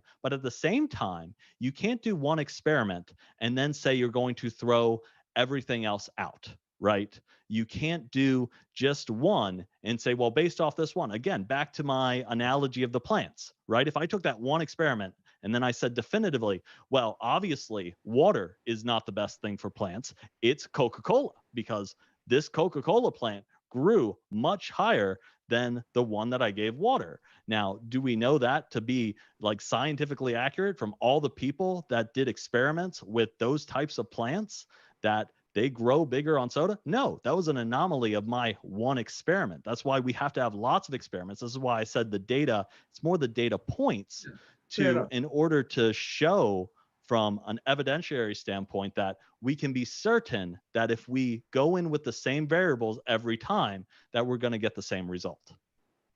I feel, yeah. I mean, that's what basically my argument is, that I want it to be empirical, which is kind of what you're alluding to. Of course, measurement isn't science again, right? So when we look at, we know the distance and we're making observations. An observation, a measurement, not science, but I see what you're saying, replicatable. Well, it is. And the problem is, typically you're right. If it just happens one time, it's an outlier. That would be cherry picking, right? But this is different because when it comes to the horizon, if there's a curvature of the Earth, it has to be a physical location that can go no further than the radius allows. It can be closer than that, but it has a maximum extension rate based on 3,959 miles. That's a maximum extension that the curve can be. And if it's somewhere else, if it's too far, just one time, it proves that it isn't a physical place that's where it's supposed to be. It only takes. So why? Sorry. Go ahead. I didn't mean to interrupt you. So I guess what I'm having trouble understanding, and this is when you talk about it has to be this or it must prove this, right? You're putting an absolute there, right? If you're examining something and your hypothesis is wrong, you go back and look at why your hypothesis was wrong. That doesn't immediately invalidate a study, right? And it's the same thing with placebo pills, right? You give people placebos and for some reason they fought the disease better. Does that mean we should get rid of medicine and give everyone placebo pills and not use medicine? No, probably not. I think that would probably be a bad idea. So again, what I'm trying to understand, and you said if it goes beyond, when you're getting those measurements, how do you even trust those measurements? Because it seems there's a lot of distrust in certain pieces of science and research that's already been done by scientists. So what areas are you willing to look at and say, well, this is a law, and I trust the people who wrote about this law and made their observations about this law versus someone else? It's not Or are about that. you I have to trust. independently going and you have a logbook of every experiment you've done to test and validate each law, right? Because there's a certain part of science you're relying on for your observations, right? Because you have to. You're not going to do everything because that would be ludicrous to go through Yeah, and but dude, test every single thing. you're right, bro. My point is though, you have to be able to do that. Like it has to be viable that you can go fact check it. When you talk about NASA saying that the ISS is 252 miles in the air, going 17,500 miles an hour with freaking 3,500 to 4,000 degrees temperature environment, with elastic collisions going insanely fast while it's shooting through it and no energy transfer happens gradually over time, I'm just supposed to just buy it because, well, NASA said so. Or I can't do that. And like I said, you seem cool. I don't want to put you on the spot too much, but like, for example, there's something that happens called a selenium eclipse where the sun and the moon are up above the horizon at the same time. The globe Earth says that the lunar eclipse happens because the sun's behind the earth and the earth blocks the shadow onto the moon. But if the moon and the sun are both up above the earth at the same time, how could that happen? It's called a selenium eclipse. It happens regularly.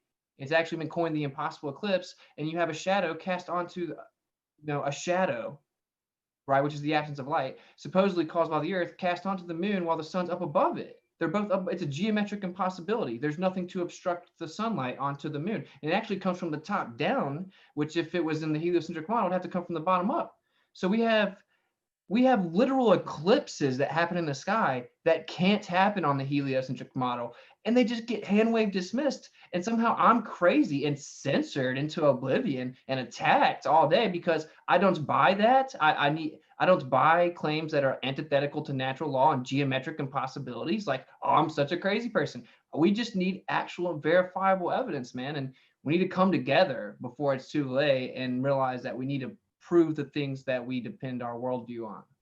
Well, what would you consider verifiable evidence? Like, what evidence would you accept? Because photos are out, videos are out, and those can be used in court as evidence too.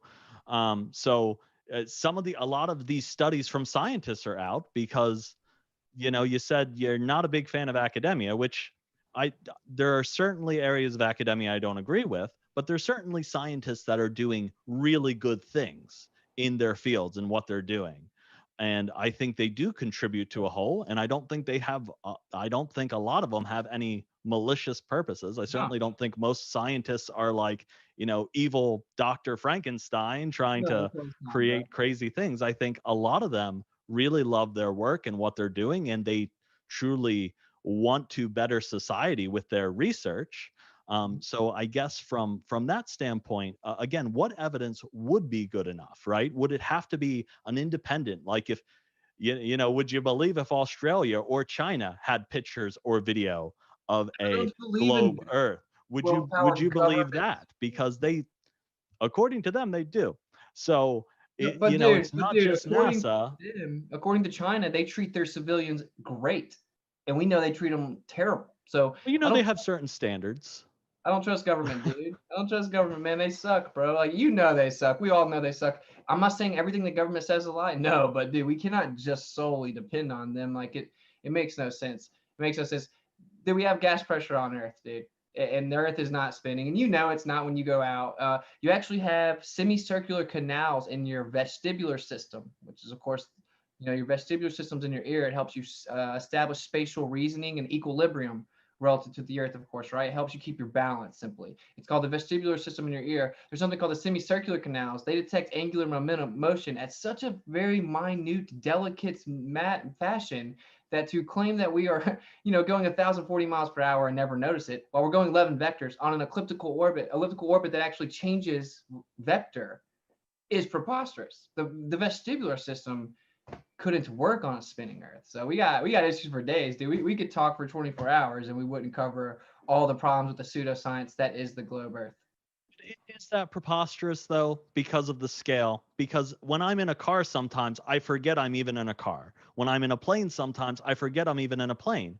And there is scientific studies on this about being relative to a vehicle in motion. And when you look at the size of the Earth, right, it is almost like we're cherry picking that model, or in this case, cherry picking that one piece and saying something like, well, it's spinning 1,000 miles an hour, but is that relative to the size, right? I Because mean, I've fallen asleep in a car and the right. movement didn't bother me before, and I've had that instance happen. Does that mean I wasn't traveling in a car? No, No, but it was it a means I didn't notice convertible? it. Was it a convertible, bro? Was the top missing? Because this isn't a contained globe Earth. Like the globe Earth isn't contained. You're right. You don't feel it on a car. You don't feel it in a plane, or a train. But they claim that the Earth, dude, is just sitting in a vacuum, open. And so if you took the top off your convertible, you would feel it. And we don't feel anything. We don't even feel the change in vector of the elliptical orbit. You would feel the bank of the change of direction. We don't feel anything, and the sky never changes. This for thousands of years, we're going 11 vectors, and the sky never changes. For all recordable history, it just keeps coming back and coming back and coming back. I mean, the Egyptians freaking built megalithic structures based on it. So it's like, who's really off here? What we can do is, if you guys are ready to go into, I'm so happy with how civil this conversation has been. It has been remarkable compared to some. So I want to say thank you guys. If you guys are ready, if there's an issue that's burning deep in your soul that you want to bring up, we can cover it. Otherwise, now is a fine time to switch over. We have a lot of questions already. I'm good to continue, man. I'm good too, James. I'm good for questions. Cool. So a couple of quick reminders, folks. Thrilled to let you know that our guest speakers are linked in the description. Both of their links are waiting there right now. What are you waiting for? And along with those links is the link to our Kickstarter. You will see on the far right of your screen, the meter has gone up just a bit. So our goal, we're at about like 81, 82%. And so it has jumped up just a bit. And so I want to say thank you. I'm not supposed to say Kickstarter says. I'm not supposed to say your name. I'm not supposed to say people's names of people who pledged without their permission, but thank you so much to the person who pledged during the debate. And with that, first question, this one comes in from Colin Lorenz, who says, question for Whitsitt, is there a universal downward vector bias? If so, why doesn't gas going down go boom boom? And then one quick thing I want to mention is that to try to get through as many questions as we can. It's okay once in a while if you guys want to do a rebuttal to the other person's answer, but if you're able to do it sparsely, we do have a lot of questions already. And so go ahead, Whitsitt. Yeah, well, technically, any compilation of matter that exists is electrostatic. That would technically be incoherent dielectric acceleration or electrostatic acceleration if something fell to the ground. It would just be on the geocentric stationary plane Earth, natural up and down, has an inherent electrostatic bias. It is so incredibly weak. We know electrostatics is incredibly weak that the elastic collision and velocity of the gas particles and molecules would strongly outweigh any type of electrostatic bias. Gotcha. And thanks so much. Appreciate your question. This one coming in from C4 says, get ready for Witless to use big words and say a bunch of nonsense while providing zero proof of his silly fantasy. Oh yeah, he's also a liar. Oh my goodness, Whitsitt. We'll give you a chance to respond to defend yourself. Oh, I try to keep it 100. I don't like liars. And yeah, I mean, you saw the debate. Make your own decision. I got you, Brett. Thanks so much for your questions. And can the flat earther, I'll put it that way, explain how the Earth's shadow got on the moon during a lunar eclipse? I took a picture of it with my telescope. Yeah, presupposing that it's in fact a shadow caused by the physical obstruction of the Earth and that the Earth's sphere requires a reification that the Sun, Moon, and Earth are spheres, and that they're all solid, including the Sun and the Moon, and that there is a three-body alignment which can't even be explained in equations. This is the three-body problem causing the physical obstruction. So you just reify the model and then ask me how it works with your reification of physical obstruction causing the shadow onto the moon. Gotcha. Thanks for your question. This one coming in from Brett. Oh, no, we got that one. Flat Earth News says the globe myth has zero evidence based on the scientific method. What's a DV and IV for a globe? You don't know what you were talking about, Geck. See, the problem is any evidence I would have presented or scientific evidence could have been misunderstood or misconstrued. And I've seen a lot of these debates before. And I think with flat Earth, and again, my opinion, I think with flat Earth, I think if you look hard enough at the evidence, you'll see that the evidence does point to the globe being a sphere. By asking me to present evidence, I'm just potentially giving you ammo. You're going to poke holes in definitions of things or things I present. And that's not what this was about. This debate that I presented was, is it probable from a technological perspective, looking at things, that the Earth is flat or a sphere? And I believe the probability, just from a common sense perspective, as a lot of flat earthers like to say, is that it's far more likely a sphere than it is not. Gotcha, thanks so much. And Paul Kamish, who we're hoping to have in the next month on for a flat earth debate. He's a pilot. He says, Whitsitt, why do stars rotate one direction in the northern hemisphere and the opposite direction in the southern hemisphere and straight at the equator? Well, of course, every single star in the sky moves east to west. Every single star in the sky moves east to west, Glovers. Every single one of them. But of course, you can have the idea of cardinal directions being different from your relative perception directions of clockwise and counterclockwise. So if you put a 6 on top of a ceiling and walk to the other side of your living room, it'll look like a 9. So they all go the same direction, east to west. Everyone knows this, like top levels of academia within the heliocentric paradigm knows this. It's just an optical effect. It appears to go the different way because of your location. Gotcha. Thanks for your question. This one coming in from Flat Earth News says, notice he gives zero evidence based on the scientific method. He is now just begging the question, which is a logical fallacy, not science. See, the problem is any evidence I present, you're going to say it's not. We've all had this debate 1,000 times over again, especially on this channel and many others. I think a lot of the evidence has already been presented and a lot of views have already been seen. So now you need to ask yourself, based off all the evidence presented, what makes most sense? And I think that answer is clear. Thanks so much. Flat Earth News again. He's coming after you, Gak. He wants a piece of you. He says, criminal investigations are deductive evidence, not empirical evidence, which have nothing to do with each other. You have no idea what science is. So I use that as an analogy because I think that's the thing that would make most sense to you. Thanks so much. And appreciate your question from Paul Kamish. Strikes again at Witsit. He says, why do storms rotate one direction in the north and the opposite direction in the south?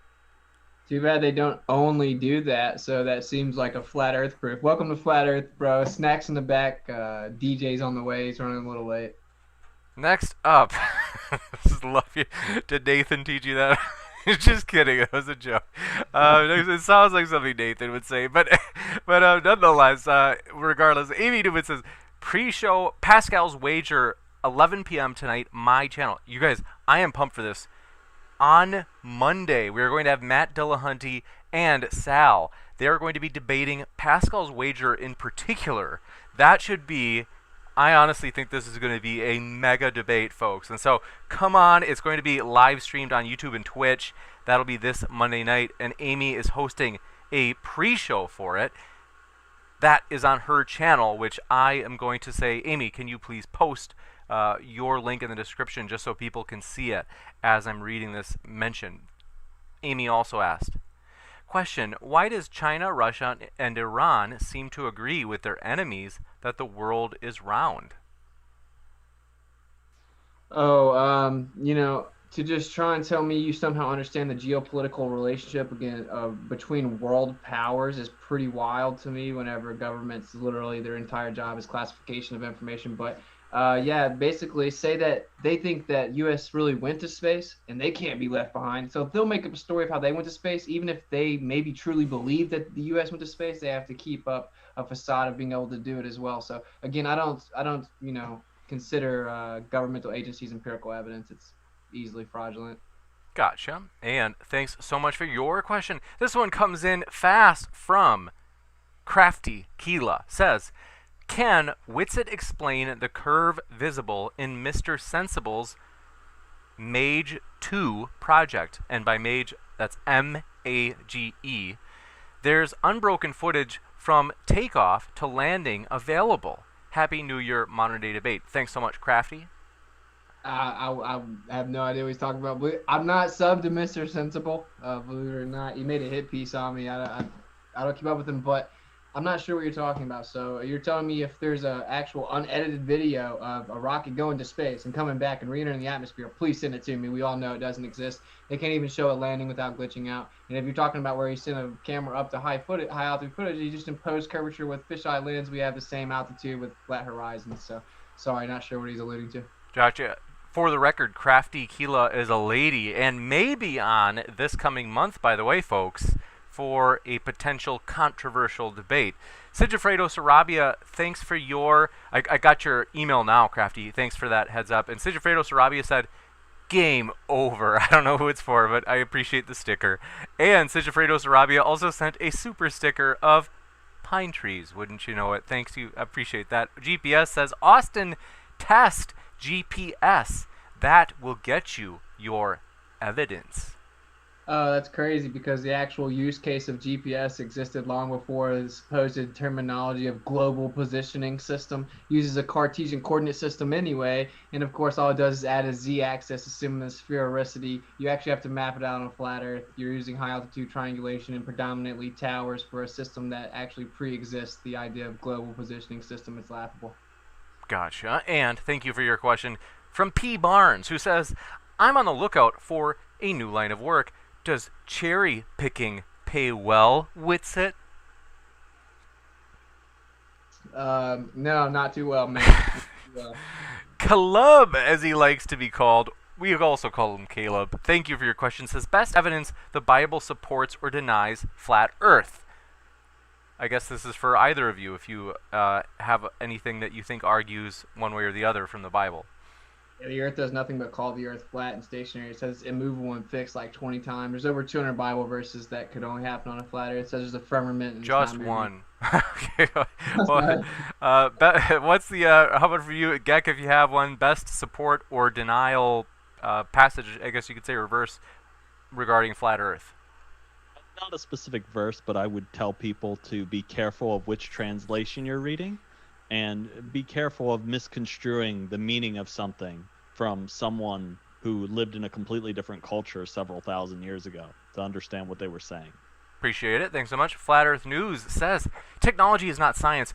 Why would you say this? I think that's for you, Gek. So without science, we wouldn't really have technology. And I think they go hand in hand. As we do more scientific experiments and discover more things, our technology increases.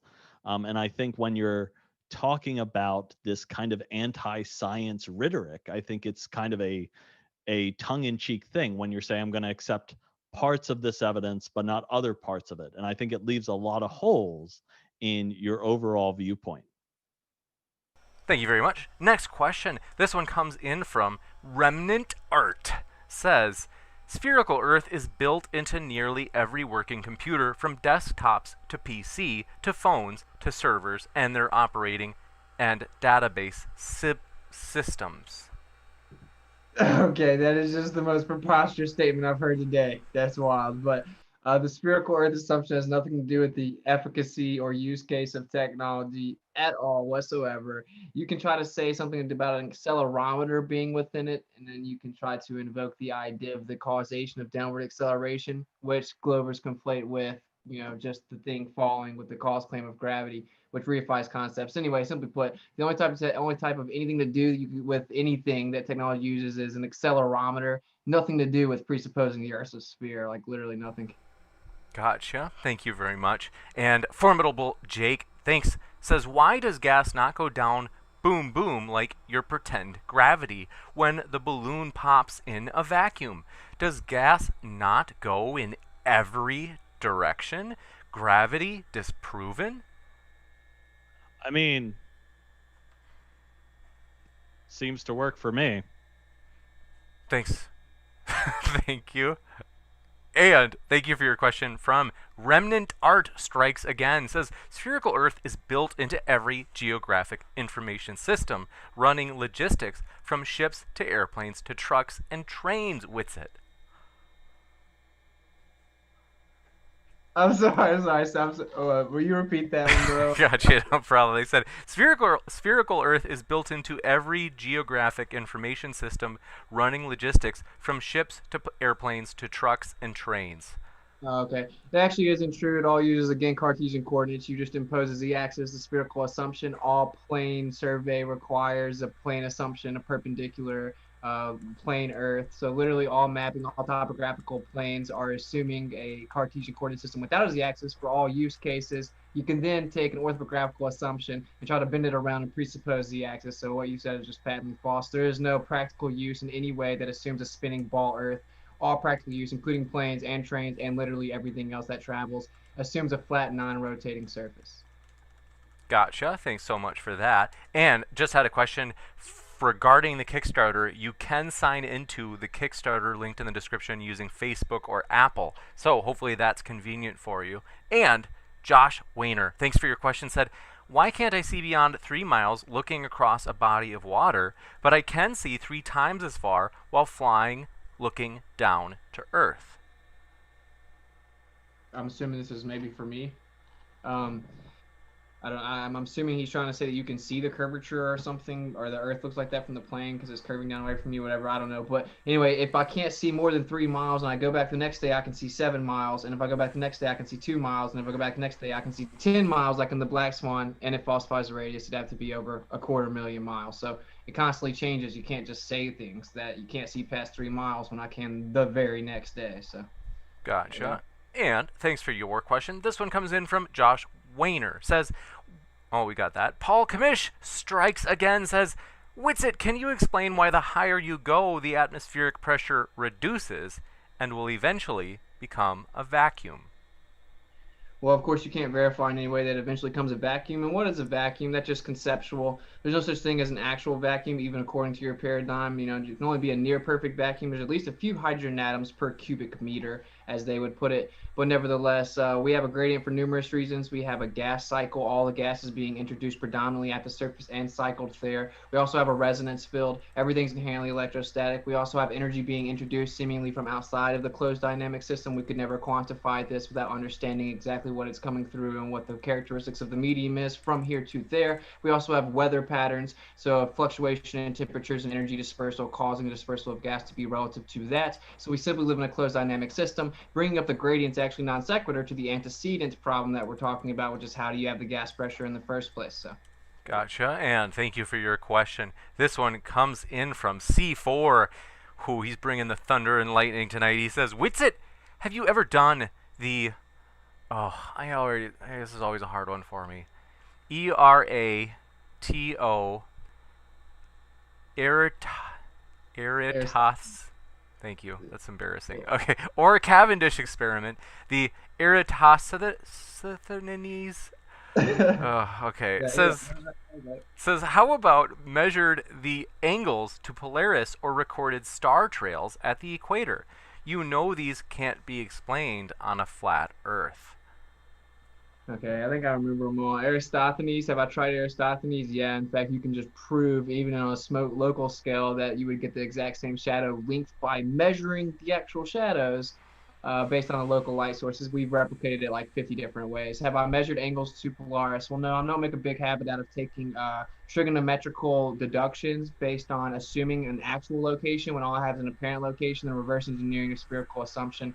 So very simply, what everything you just claimed is only exclusive to a globe Earth simply is not. So you're going to have to be more intellectually honest. Gotcha. Next, thanks for your question. This one comes in from El Spaghetto.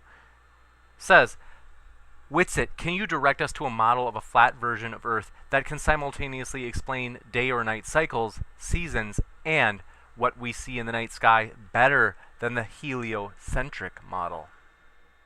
Yeah, of course. In fact, these things can only be adequately explained on a geocentric stationary plane Earth model, including the eclipses themselves. They still utilize the Saros cycle from 2500 BC. The Chaldeans, NASA's website admits they still use that. Just a cycle. The eclipses keep happening. But if we've been to space and the heliocentric model is so accurate, why can't they predict eclipses better than they could, 2500 BC?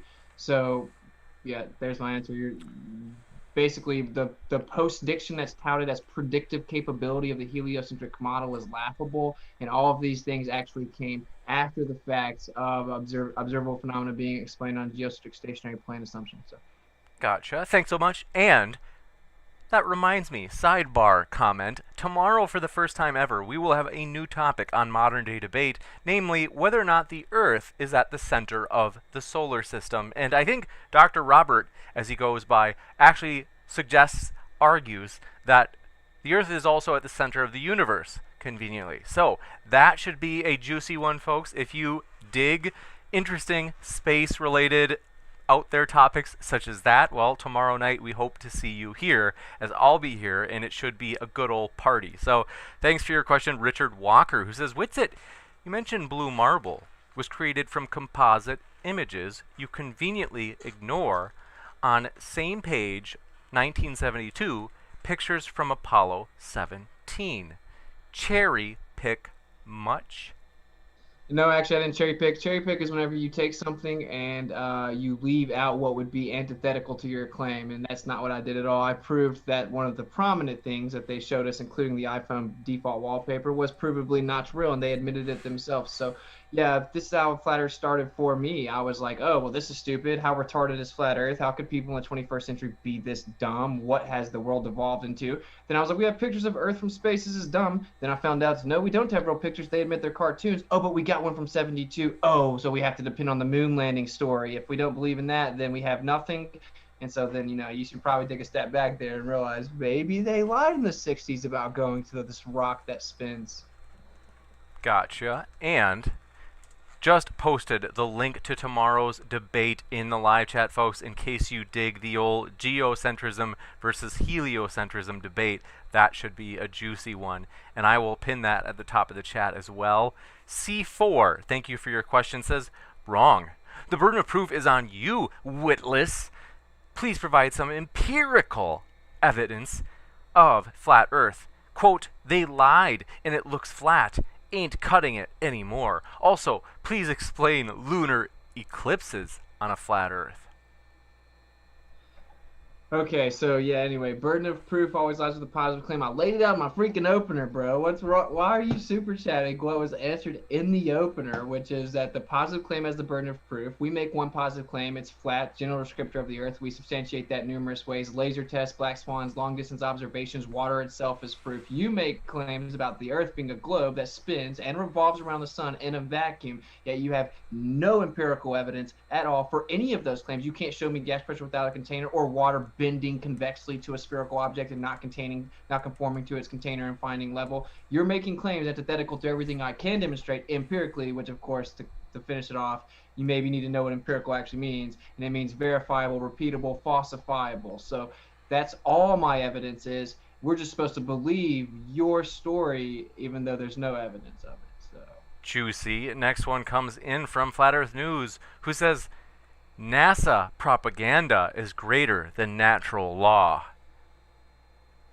Oh, so it's still kind of interesting. I'd like to find out, like, again, how many NASA shills are there, right? Like, this conspiracy theory that it keeps being peddled. Like, how deep does this go? All space agencies in the world have been at war multiple times, but this is the thing that they all hold together on. Gotcha. Thank you very much. Formidable Jake throws his hat into the ring with this question. Says, is space hot or cold, Gek? I don't know, because I haven't been to space. And if I was, I imagine I wouldn't want to be there without a good protection. And asks, how is it that satellites do not melt? In this case, it sounds like Gek is unsure. So the next one, Formidable Jake, also asks regarding satellites, how do the people who launch the satellites resupply batteries for all the satellites later on? A lot of satellites, and from my understanding, there's different kinds of satellites, but there's a lot of solar energy you can actually get when you're that close to the sun. In fact, you'll actually see there's a lot of sci-fi movies that talk about, will we get to a point where we start having solar batteries in space so we can actually start absorbing a lot more of that energy that's not coming directly through the atmosphere. Juicy. And thanks for your question from El Spaghetto says, what will it take for me to get into a debate against Whitsitt on the cube Earth model? You want to debate that?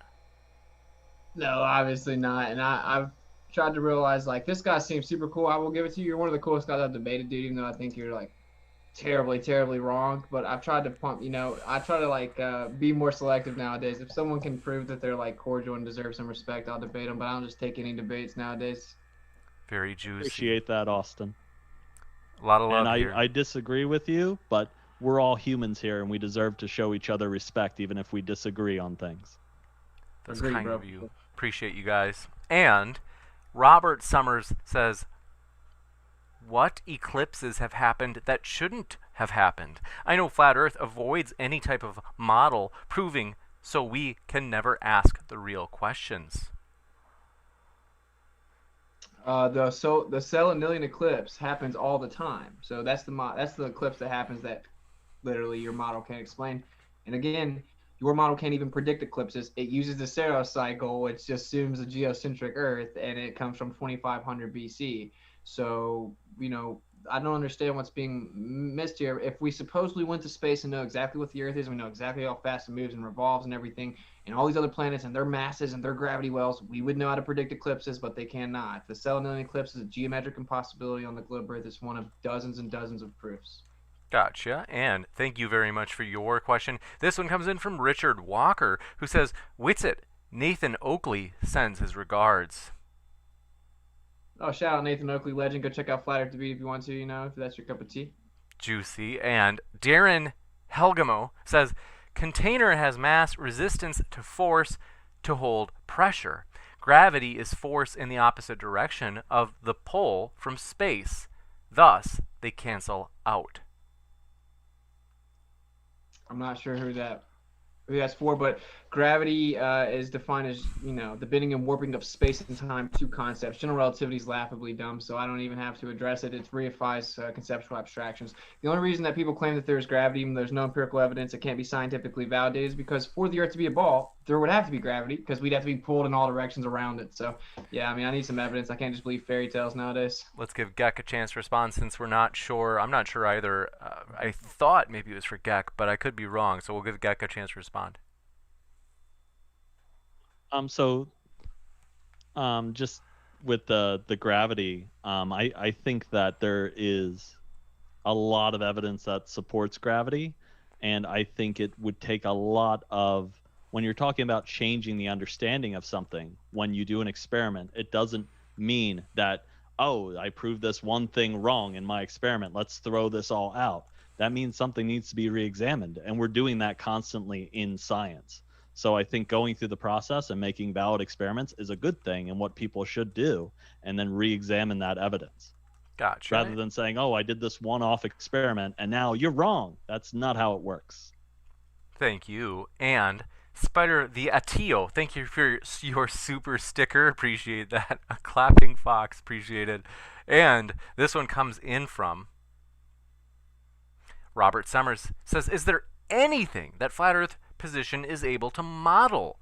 Or is it all just based on trying to create doubt in the globe model? Well, models are reifications, and everything that the globe model claims to explain literally just takes flat Earth assumptions and acknowledgments and then bends it and twists into a presupposition of sphericity, and it can't even do it. So I guess maybe that dude Super Chat, of course, was said way before I said what I said, but y'all can't even explain eclipses. So I think it's pretty ironic to tout prediction when all you did was make pseudoscientific fairy tales shrouded in mathematician equations based on post-diction, seeing it reoccurring cycle, taking the flat Earth understanding and then bending and warping it into a spherical assumption. So juicy. And this one comes in from Stupid Whore Energy has entered the building. She says, you're one COVID payment away from meeting the Kickstarter goal. Appreciate that. We are excited, folks. We are determined. Believe me, we're going to make the goal. And so join with us. We're excited for it. We got that one. And then Silver Harlow, thanks for your question, says, Whitsitt, why do space agencies in countries that hate the USA collude with NASA to propagate lies that only move money into NASA's pockets? Why do other really powerful countries and figureheads maybe work together? They openly admit they all work together. They openly admit they all have militaries. We all have foreign relations with every other country in the world. They all have military compartmentalization. So I don't know what I've already explained. Also, even if they did actually hate the United States, which is just you believing the mainstream media and the news, I guess, then if they thought the US really went to space, they would just fake it so they didn't look like they were decades behind the technological advancement of the United States, because then they could create a facade that they were actually, a geopolitical adversary worth notes. So there's two reasons right there. This is not convenient. Appreciate your question. This one comes in from C4, who says, the rounded shadow on the moon during a lunar eclipse can be seen as round from every angle, which means only one shape can cause this. No, actually, you can make a circular shadow with like a toilet paper roll, or like a block or a cube. Literally, you can make a circle. Most people don't know that, but anyway, it doesn't matter. The point is that the orientation of the moon changes relative to your location on the Earth, just like it would if it was over top of a flat Earth. You assuming solidity and sphericity doesn't mean anything, and once again, you just see that the face of the moon is covered in darkness temporarily. You then tell me that's because, well, the Earth's a ball that spins in a vacuum and it's blocking the sunlight. You just a presupposed causation of the shadow. It's just a story, so it doesn't mean anything. Next question from Silver Harlow says, Whitsitt, why does SpaceX, which is a private company not getting our tax dollars, spend billions of their own dollars on space travel? Well, they actually get like $600 million funding from the government in one single year. And Elon Musk himself is on the record saying we would have never got to space without the aid of NASA. So, gotcha, and thank you for your question. This one comes in from, you guessed it, Stupidor Energy says, what does Whitsitt think of the power lines over Lake Pontchartrain, which demonstrate the curvature of the Earth? Lake Pontchartrain doesn't demonstrate the curvature of the Earth because it fluctuates day to day. If you go back the next day, it doesn't look like that in just an apparent location. Also, some people went around the internet compressing the photo to say it looked like curvature, because that's what you got to do, right, guys? When the Earth's a globe and flat, they're stupid. You got to doctor images and make stuff up and pretend that it's actually curving. But nevertheless, things seem to go below you in the distance. It's just optical effects, and if it changes day to day, it can't be physical obstruction. Gotcha. And Dave Langer, thanks for your question, says, question for Gek, is your username taken from the game No Man's Sky? It's actually not. It's taken from German. That means madness. Oh, that's right. Oh, yeah. Okay. Spark344, thanks for your question as well. Said question for both. We'll start with Whitsitt, and then we'll end with Gek for this question. We've got a lot of other questions. They said, Whitsitt failed to mention confounding variables in conducting experiments. Can both participants please explain what they are, why they are important? Well, this is to me, I failed to mention confounding variables and to explain why they're important or what they are. So I failed to explain them. You know what they are, but he wants me to explain them. Confounding, well, the word just means perplexing, basically, maybe potentially contradictory variables. But what you have to do is control the variable to isolate the supposed presumed causation, which would be the independent variable. You have to control the other variables, so you can independently manipulate and vary the presumed cause, the IV, and it's substantiated as, in fact, the cause of the effect or dependent variable. So, yeah, the three constituent parts is, again, the dependent, independent, and control variables in the scientific experiment, just objective. Gotcha. So the confounding variable is a variable that's going to affect both your dependent and independent variable.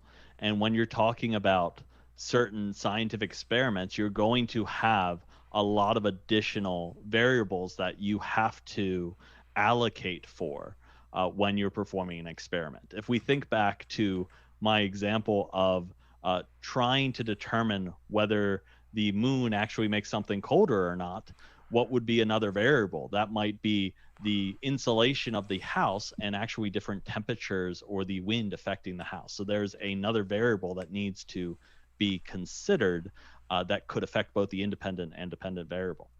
Gotcha. And thank you for your question. This one comes in from Flat Earth News. Says, why does this globe myth believer keep referring to science as a person or organization? Science is a tool used by people to understand the world.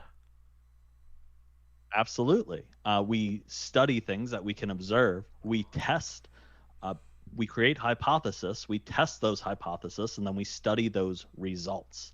Science is the tool or method we get to develop a greater understanding of the world in which we live. And from those results, we can gain a great technological achievement.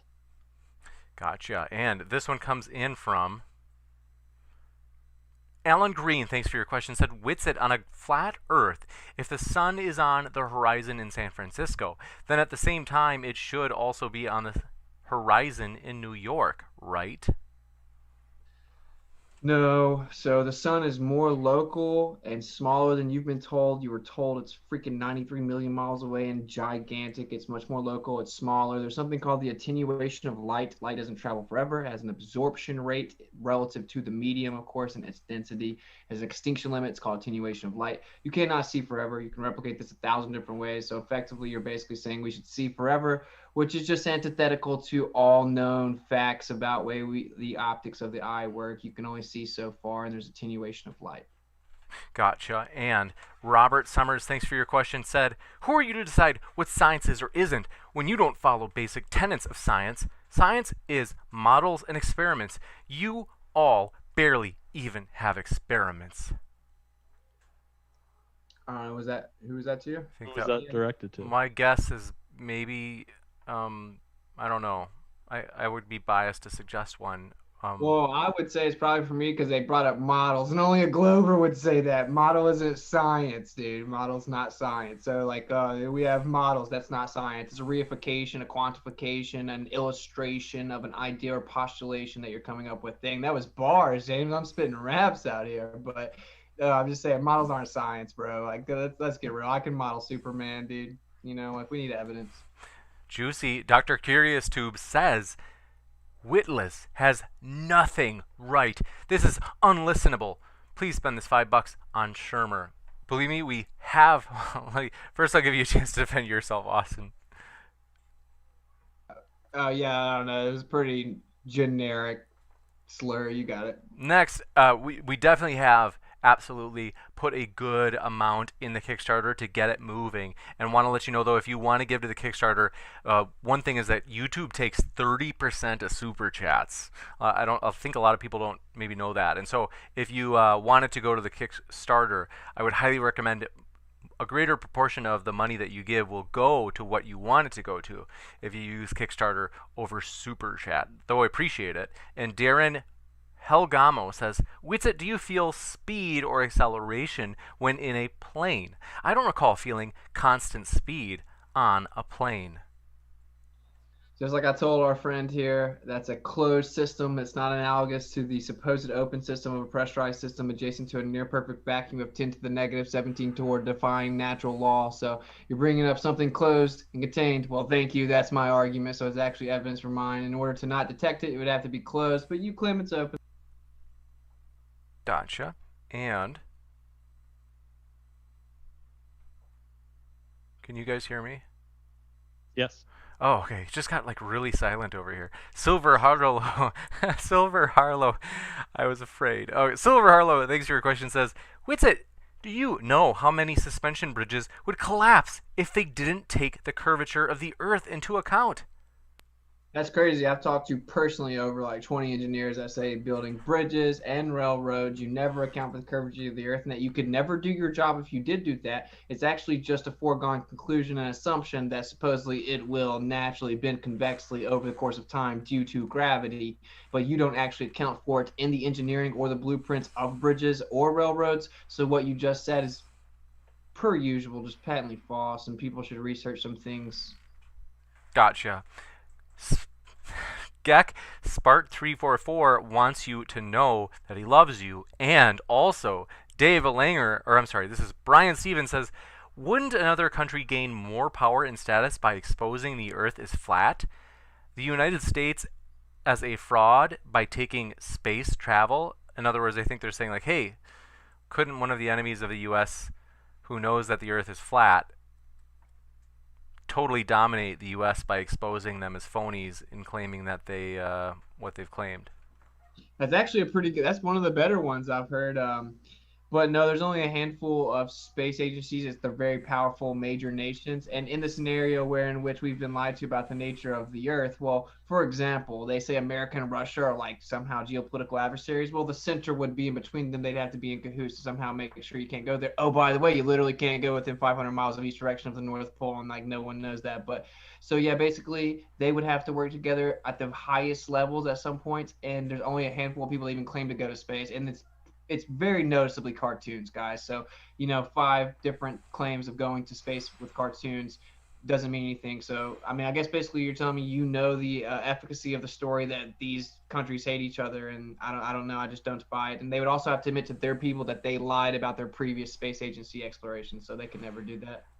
Gotcha. Thank you very much. Nikki Berry, for your positive feedback, said, loving this stream. We love the positivity. Thanks so much, Nikki. And Stupid Whore Energy has thrown down the gauntlet once again, saying, not everything in science changes. The evidence for life being older than 2 billion years is so overwhelming that the proposition will not change in 10 years, 20 years, never. The evidence of Earth being 2 billion years is overwhelming. That's news to me. I thought that was pseudoscientific fairy tales based on the presupposition of the degradation of freaking carbon. So I'm sorry. You can't verify anything past 10,000. You can't even really do that. So that's wild. Next, Gentle on James says, why won't you go to the edge and take pictures and videos, Whitsitt? You're not legally allowed to privately explore past the 60th south latitude due to the Antarctic Treaty and subsequent legislation. As soon and as recent as 2014, the U.S. put out legislation saying that if you are to pass 60th south latitude without approval, they can intercept you and you don't have due process. So yeah, we're simply not allowed to privately explore past 60th south latitude, but that's probably just another coincidence, I would guess. All right, thank you very much. And Adam Snyder, thank you for your question. Said the only thing you guys just convinced me is that we need better public education. Education needed. We do need that. Juicy. Robert Summers says education is self-education. Robert Summers says refraction exists. You can't just ignore it and then say things are impossible. Refraction is actually based on Snell's law, which is about the differential of light trajectories in 2 different mediums. Snell's law is about 2 mediums. Of course, the atmosphere is a singular medium. You have to use a differential of Snell's equation to apply it to a fluctuation within a singular medium. The phenomena of refraction isn't being disputed. It's the invoking of a vague idea of refraction without specificity to explain how somehow the geometric impossibility happened on a globe Earth. So refraction isn't being disputed. It's just a bragging the question fallacy. Terrestrial refraction requires the R value, which is what's in contention. So yeah, we've researched your side of the argument. It falls on its face. Next, thank you, El Spagato. Says, this has been a nice debate, donating a little money to say thank you, and because I don't have a Kickstarter account. Appreciate that, El Spagato. That means a lot. And just want to remind you, I guess technically you'd be out of luck if you don't have Facebook or an Apple account. But if you have either Facebook or an Apple account, you can bypass creating a Kickstarter account. So hopefully that's convenient for you folks if you want to donate to that Kickstarter, as we are pumped, you guys. If you guys want to see epic debates like Thunderfoot, if you want to see Thunderfoot jump into a flat earth debate, I can't guarantee it. I haven't talked to him about it, but those are some of the names that come up. Nathan Oakley, is that if you want to see some of these epic debates in person, that's something that Kickstarter would be a way in which we would try to do that in terms of, for example, covering travel costs. And I know that Thunderfoot, I think, has his PhD, so that's another reason that he's probably in high demand. And so that's something that we'd love to do, those kind of big events. And so this Kickstarter model is kind of our test to see if we can do those huge events by using the same strategy. So thanks for your support, El Spagato. C4 says, Whitsitt is a liar. There are plenty of photos where mountains are being cut off, and some you only see the top. Yeah, and then you go back the next day and it's not the same. Well, why do all the comments keep skipping past? If I go back the next day, it won't be the same because the horizon, the obstruction, it's just apparent. It's not actual. It's not literal. It's not tangible. It fluctuates throughout the day until you can substantiate that it's a definitive obstruction. It doesn't move. It's just an apparent location. That's flat Earth evidence. Gotcha. Stupid Horror Energy says Thunderfoot versus PZ Myers. That would be another juicy debate. And so, yeah, I'm dead serious, you guys. We are pumped about the future. We have huge aspirations. I'm crazy, folks. I'll push it to the limits. Like, we'll take some risks. But for a lot of these, they're some of them, like, it's like, I'll take the risk, but we need your help in terms of having these Kickstarters work, because that's the trick, is that it's like we can't take too big of a risk. And so that's why we ask you to partner with us for those big potential debates in these, you could say, this new strategy. Thanks for your sweet question. JRM says, Gek, can you name 5 modern scientists who have done the science, quote unquote, to prove curvature or spin? Austin, same question, and I think I know your answer. We'll give you a chance, Gek. Off the top of my head, no. But that's, you could ask for any information off the top of my head, and I could look it up. But I think the evidence is there for you to look at and make your own decision. Gotcha. How about you, Whitsitt? Evidence for the curvature of the spin? No. The most they can come up with is looking at the horizon that constantly changes, Alberuni, and saying that there's a radius or something, and the geodetic surveying, which just takes plane survey, then presupposes the sphere and then moves it around. Never in the history of mankind has anyone detected axial rotation or movement. It's antithetical to everything that we do observe. How would planes even work? So no, there's no empirical evidence for either of those. I've been looking for 5 years. Gek, if you find it, if anyone in the chat finds it, please just email me. I'm excited. What would you accept as empirical evidence? Like, what would be empirical to you? Physical obstruction of the Earth curving and blocking my view based on the radius value that I can go back and do myself and take a P900 out and prove that physical obstruction of curvature is there. Then my buddy can come and prove it, and then we can prove it all over the Earth that there's actual physical obstruction of curvature instead of just some fairy tale that's elusive curvature that we never find. I would need an actual physical curvature blocking my view based on the radius value that they told us is true. That's what I would need.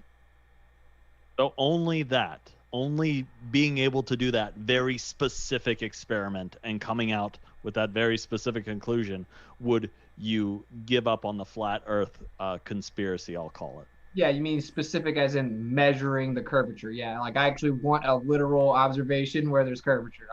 That seems pretty founded to me. Like all I want is an actual observation of curvature in some measurement. I'm saying there's lots of observations, and scientists have done experiments, and I've seen people talk to you. At your last debate, they talked about measuring, and you wouldn't accept anything that was given. So I guess the question is, what is that bar that you would accept, right? Yeah, once again, it has to be verifiable. Empirical meaning verifiable, repeatable, falsifiable. So I have to be able to go out and test it myself, and it has to be reoccurring. If the horizon is a geometric horizon, that's a physical curve, it would be in a certain location based on the radius value, has a maximum extension, yet it isn't. It's much further than that everywhere that we go. I would need reoccurring, replicated, verifiable proof of curvature and convexity of terra firma to believe that I live on a ball. Next, we do have to move to the next one. This one comes in from Elitest 2. Says, how does this guy talk about electrostatic and vestibular systems like he knows they're real? He hasn't observed, quote unquote, or tested those things himself. How does he even trust New Zealand exists? Wow, let's talk about scattergunning. I can trust my vestibular system because check this out. Oh, I felt my head tilt. It's called the vestibular system. It's literally for that. You have semicircular canals. It's just anatomy I don't know why you're asking me how do I prove anatomy in 1,000 different ways. You can use bioluminescence alone to prove anatomy and the layout of anatomical structures, and it detects angular motion, but we never do on this Earth that's supposedly going 11 vectors. So there you go. Anatomy destroys the globe Earth.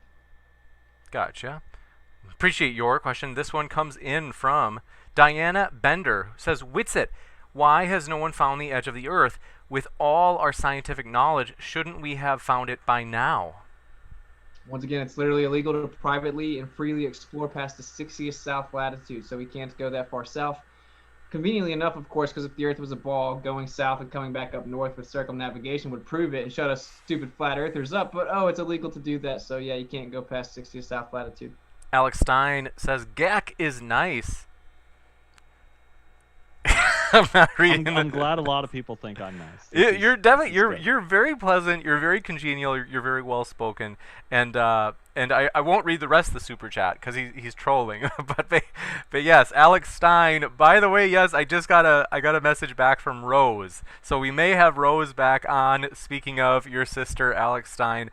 Diana Bender, thanks for your super chat. I didn't see a question attached, but if you want to ask a question, like a normal question in the chat, just tag me and I'll read that as a super chat because in case you missed, in case there was like a malfunction there. Wolf says, Happy New Year, James. Thanks, Wolf, for your positivity. We really do appreciate that. Happy New Year to you. Diana Bender also says,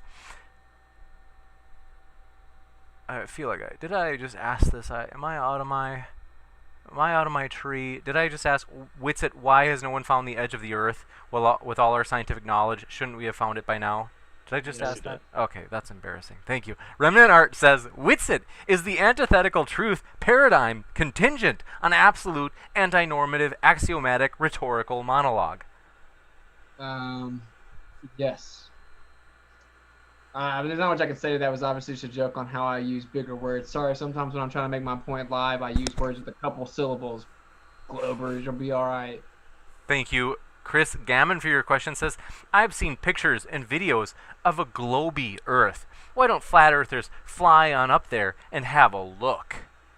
Oh, well, the necessary antecedent to gas pressure is a physical container, and that means that, of course, there's somewhere that you can't go any further to have an orthographic view of the supposed Earth that's a ball that spins and all this crazy nonsense. You have to trust governmental agencies that lie to you. We can't get outside of the Earth. There's a firmament, which, of course, points to design if there's an actual firmament that keeps the gas pressure here.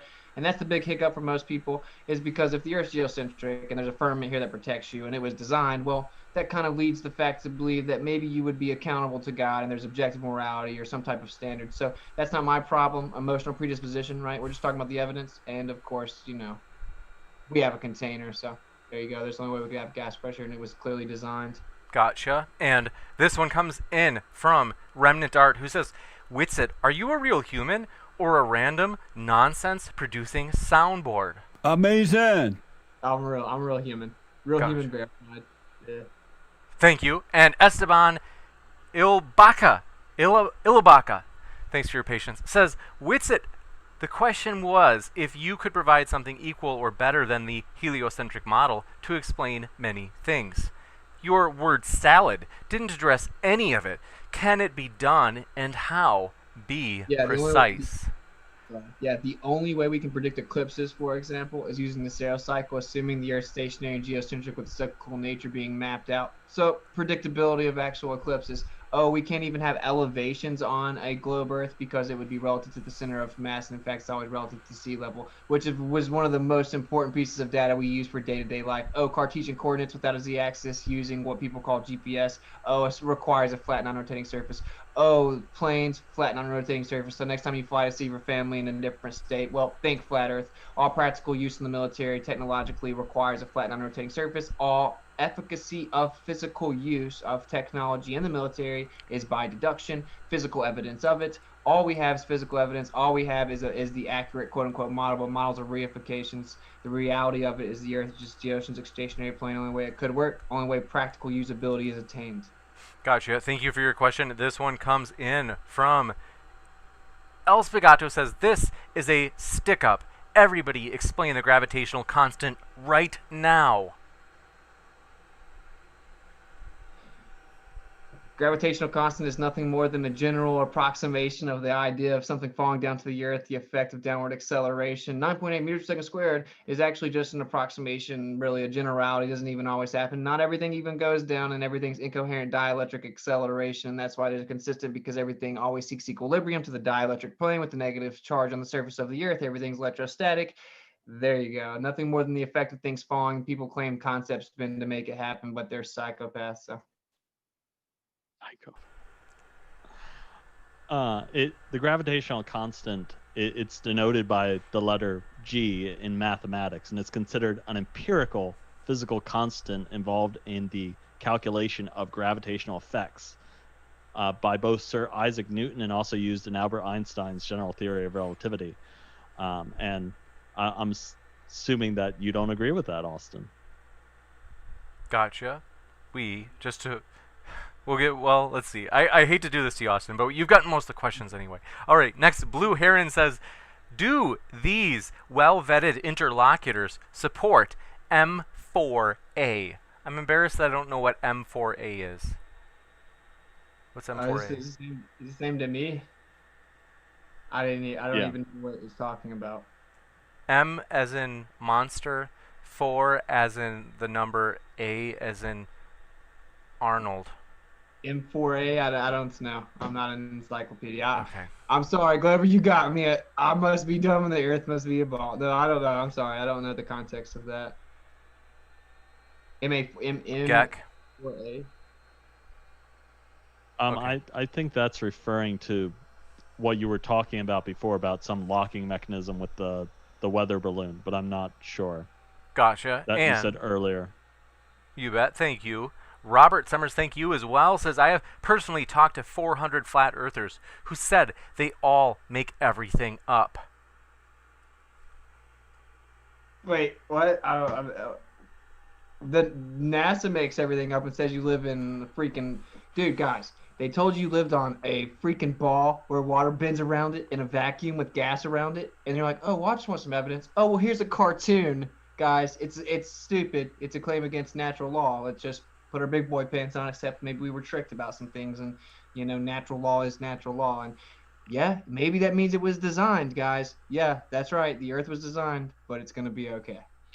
Gotcha. Thanks for your question. This one comes in from Sleepy Dan, says, no evidence of people getting arrested at the 60th parallel. Whitsitt is lying. Go get arrested there and prove the conspiracy is real. There actually has been some people arrested. One dude was arrested like 3 or 4 times. And again, I can just link for anyone that actually wants to know. Just email me. Actually, please don't if you're a gamma. Please don't email me. I get enough of you people. But like anyway, 2014, the U.S. passed legislation where it says if you pass the 60th south latitude and you have external fuel supply or water supply that isn't prohibited, in fact, they don't even have to articulate suspicion. They can pull you over, retain anything that's on the ship. They can stop your travels. They can actually seize the vessel or any type of transportive methodology. So that's what they say. That's not what I say. So yeah, you literally can't just freely and privately go travel past the 60th south latitude. You got it. Thank you so much. Just saw some people joined the Kickstarter. Thanks so much, folks. I am super excited, you guys.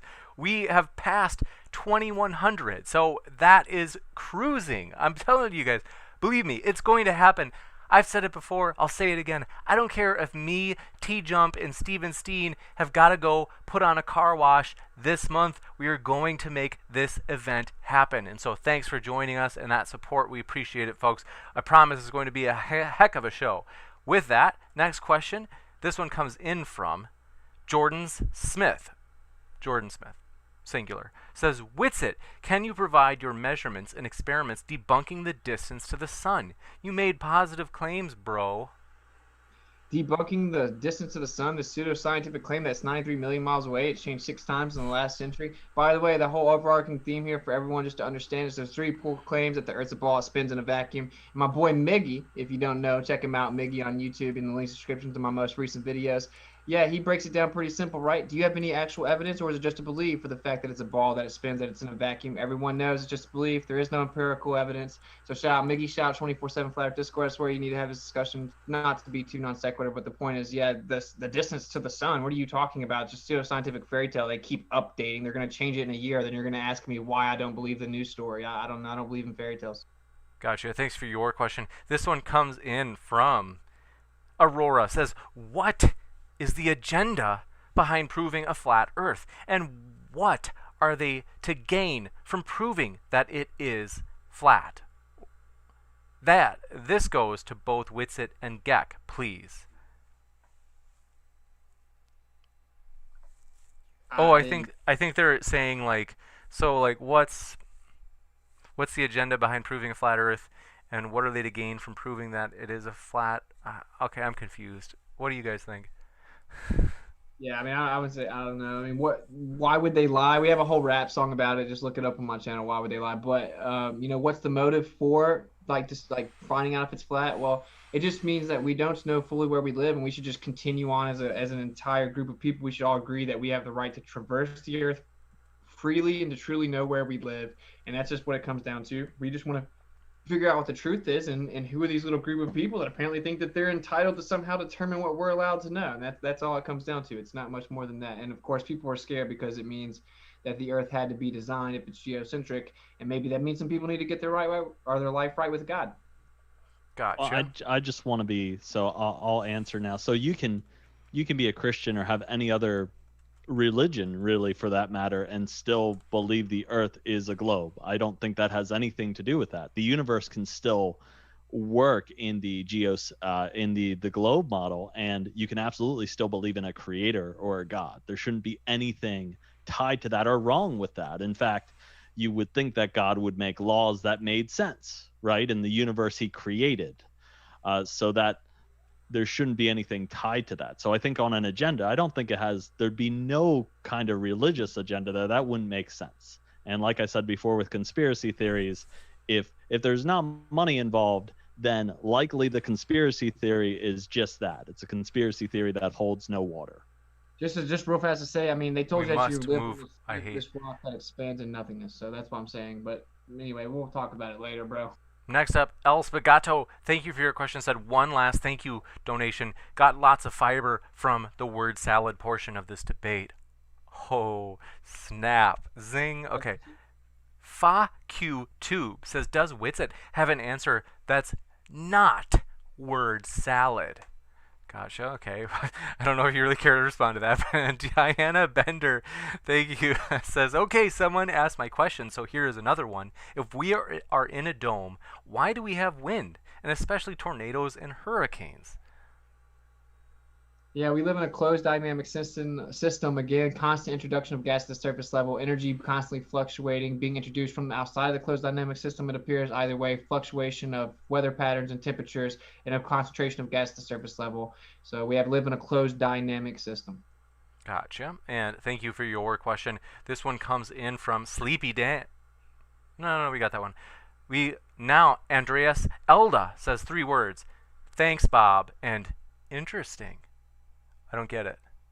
She's talking about things, Bob. He supposedly showed 15 degrees, Bob from Globebusters, 15 degrees per hour. But of course, he didn't actually do that because we took the same gyro and then we measured it at the same latitude at different altitudes, and we got over a degree invariance of precession of the gyro. If the Earth is spinning, causing the precession of the gyro, it has to stay the same at the latitude because it means the Earth's spinning at the same speed relative to its location. But it actually changed. So ironically, Globebusters Bob actually just refuted your nonsense that the Earth spins.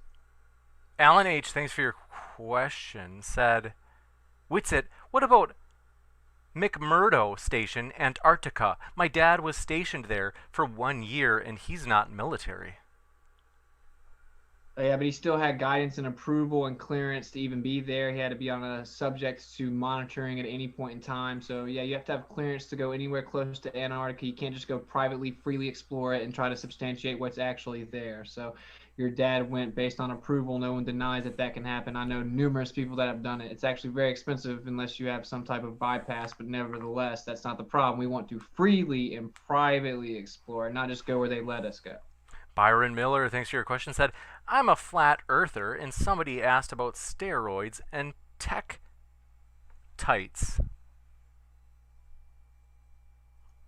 Okay, sorry, I just don't get it. Next, Elite Test 2 says, quote, it's anatomy, duh. Nice evidence for vestibular systems, bro. You haven't observed semicircular canals personally. You're trusting scientists.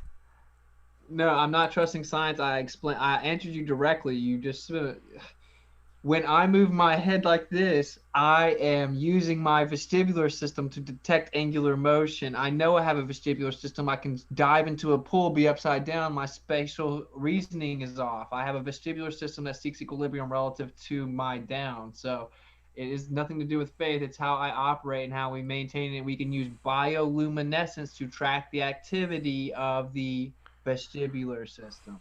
Gotcha, thanks so much. And how embarrassing.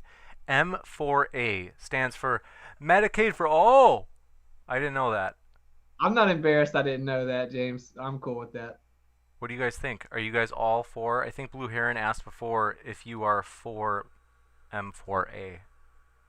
I think that no one should, like, in America, this wealthy country, should go, like, be sick, just left out to dry. But no, we shouldn't create, like, some socialistic equality of it. It would make the medical field just plummet. So no. So for me, I think you have to balance what you think of as capitalism. I think the pros of capitalism simply outweigh that. But with medical, you can't always, if I have an issue and I need to call an ambulance, my wife is not going to call around to find the cheapest ambulance.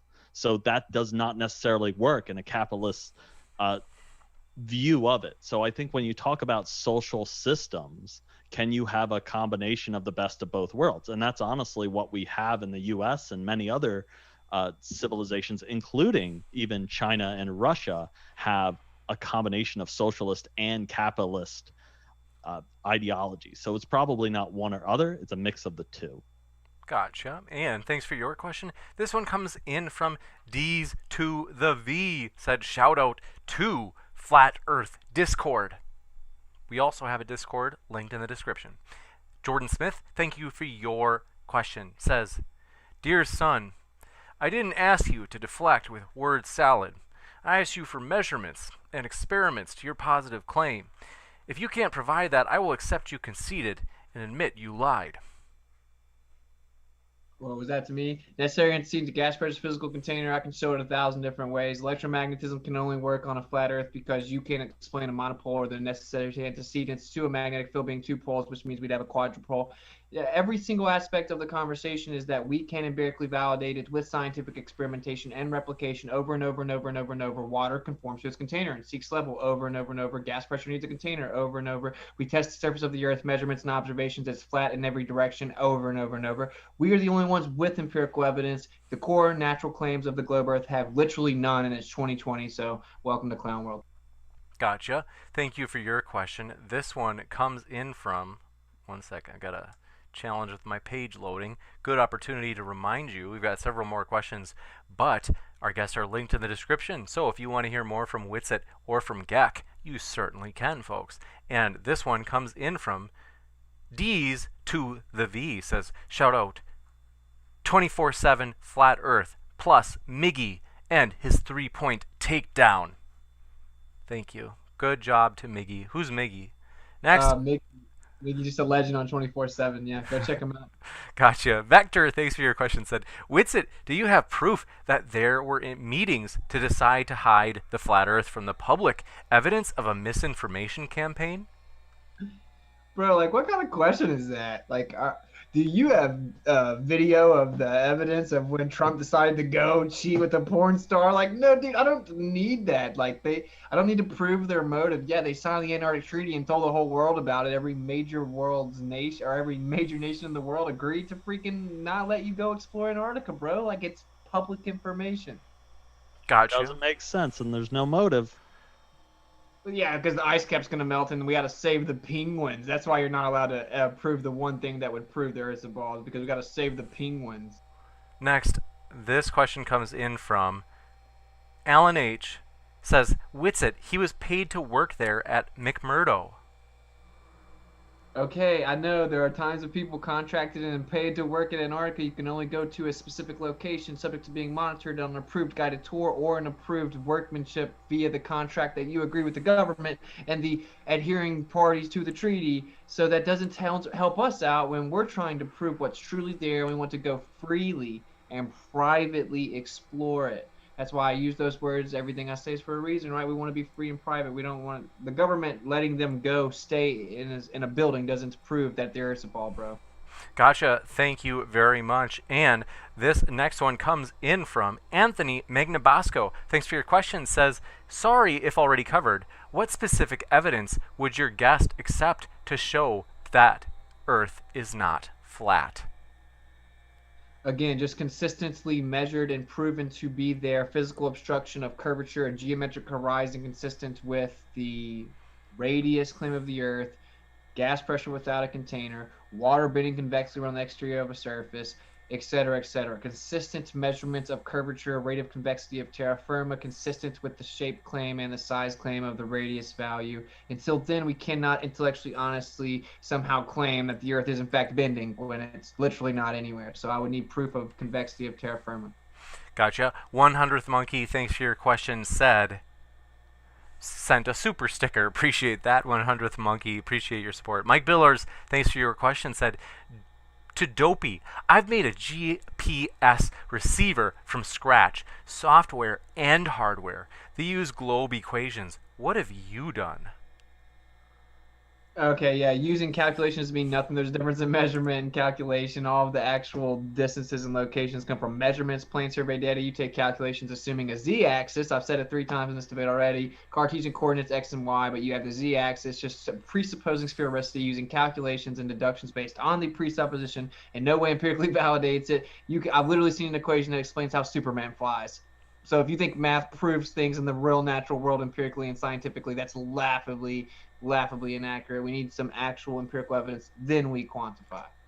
Gotcha. And by the way, folks, I promise that when I read the questions as if I am a character in the movie Mean Girls, I do that fairly. So I do it to each, because some of you are probably like, why is he just grilling? He's just grilling Whitsitt so harshly.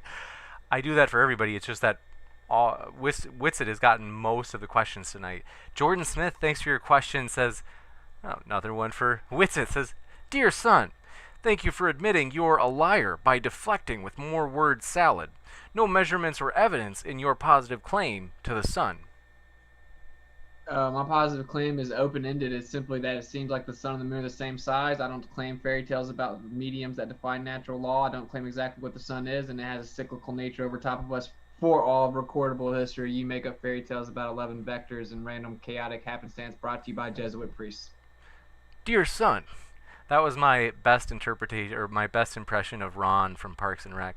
D to the V, thanks for your question. This one is, they say, Whitsitt holds his own for real, quote, in the field. What does in the field mean? Is that some sort of dirty slang? Nah, it's a song. It's like a rap song I made. Gotcha. Yeah, in the field. Geopolitically, we're in the field for Israel. I wonder, is it real? Thank you. Yeah. You got it. An Elite Test says, Whitsitt, hey, only trust observations, bro, unquote. Also, Whitsitt, blathers on about scientific terms he's never proven himself. Yeah, almost all of this is verifiable, and I can prove myself. You have to be specific. You have to offer substantive specificity. Everything I've said just objective and verifiable and replicatable. I've gone out myself, seen a ship disappear, brought it back. Yet they want to tell me with Bill Nye when I'm in 7th grade and rolling the TV in there that somehow that means the Earth curves. I went and saw it myself. The Earth isn't curving. The boat come back. Yeah, once you go test it for yourself, you find out, oh, this is a little crazier than you thought. So everything I've said is upon the parameters of empirical verifiability. That's what got us to this place. So you're just making baseless assertions, to be frank. Juicy. And thanks for your question. Elite Test. Oh, no, we got that one. Let me just double check if there are any last ones that have come in. And want to say thanks so much for your questions. Thanks, Spart344, who said, okay, we have one from Byron Miller, thank you for your question, said, Whitsitt, can you explain meteors or asteroids to us? I've seen many shooting stars and craters on Google Earth, and thank you for your research. Yeah, that's falsification is independent of replacement. This is speculation. I typically like try not to do it too much because people run with it and try and strawman you like a definitive claim. But I do know the Earth has an electromagnetic field. There is no way to explain observable phenomena without some type of background within this field. And there's a vortexual movement. That's what the Sagnac effect is, as the person that discovered it knew. And so the sky is moving within a vortexual movement within an energy field, and it appears that meteors or comets or something to that effect could actually be electrical discharges within the cyclical nature of the perpetual energy that is actually the electromagnetic field over top of the Earth, creating a celestial sphere. And that's really where all the evidence lies. And the globe Earth can't explain the magnetic field, and it's 2020. So. Gotcha. And thank you very much. Want to remind you folks, a couple of things, housekeeping type things. If you love podcasts, want to let you know, folks, we are on virtually every major podcast now. We just got onto Audible, and we're also on Amazon Music. So pretty much anywhere you get your listening, we're probably there. Let us know if we're not on your favorite podcast, and we'll work to get there for you so you can listen to us on the go. Also, thanks so much. Want to let you guys know, tomorrow, if you enjoy the old geocentrism versus heliocentrism debate, I have just linked tomorrow's debate on that very topic at the top of the chat. So if you're looking at the chat right now, if you scroll to the very top, you'll see one from Modern Day Debate, and that has the link for tomorrow's debate if you would get a kick out of that new topic we've never had on before. And also, want to say thanks so much for your support, guys. I will be back in just a few moments with a post-credits scene, and I have big updates. We are really excited. I'm pumped to share some stuff with you guys. Big things for the channel, and want to say thank you so much for everything. Want to say thanks to our guests. They are the lifeblood of the channel. I totally owe these guys. We really do. We appreciate you guys, Austin and Geck. Thank you so much for being on tonight. It's been a true pleasure. And folks, they're linked in the description. So what are you waiting for? If you want to hear more, you can hear more by clicking on those links. So thank you guys, Whitsitt and Geck, for being with us tonight. Yeah, of course. Awesome, man. Always enjoy it. Super cool, man. You're the homie. And support James, man. Supporting free speech, free exchanges that may be considered fringe to lame people. So, yeah, hats off to him. And appreciate you being cordial and cool, Keck. One of the few pretty respectful exchanges I've had on debates. Thank you. Go ahead, Geck. I didn't mean to interrupt you. I was gonna say always happy to come and debate, and thanks for having me. Absolutely, our pleasure. And as mentioned, folks, I will be right back in 58 seconds with those sweet updates. Thanks so much, and stick around as we'll be right back.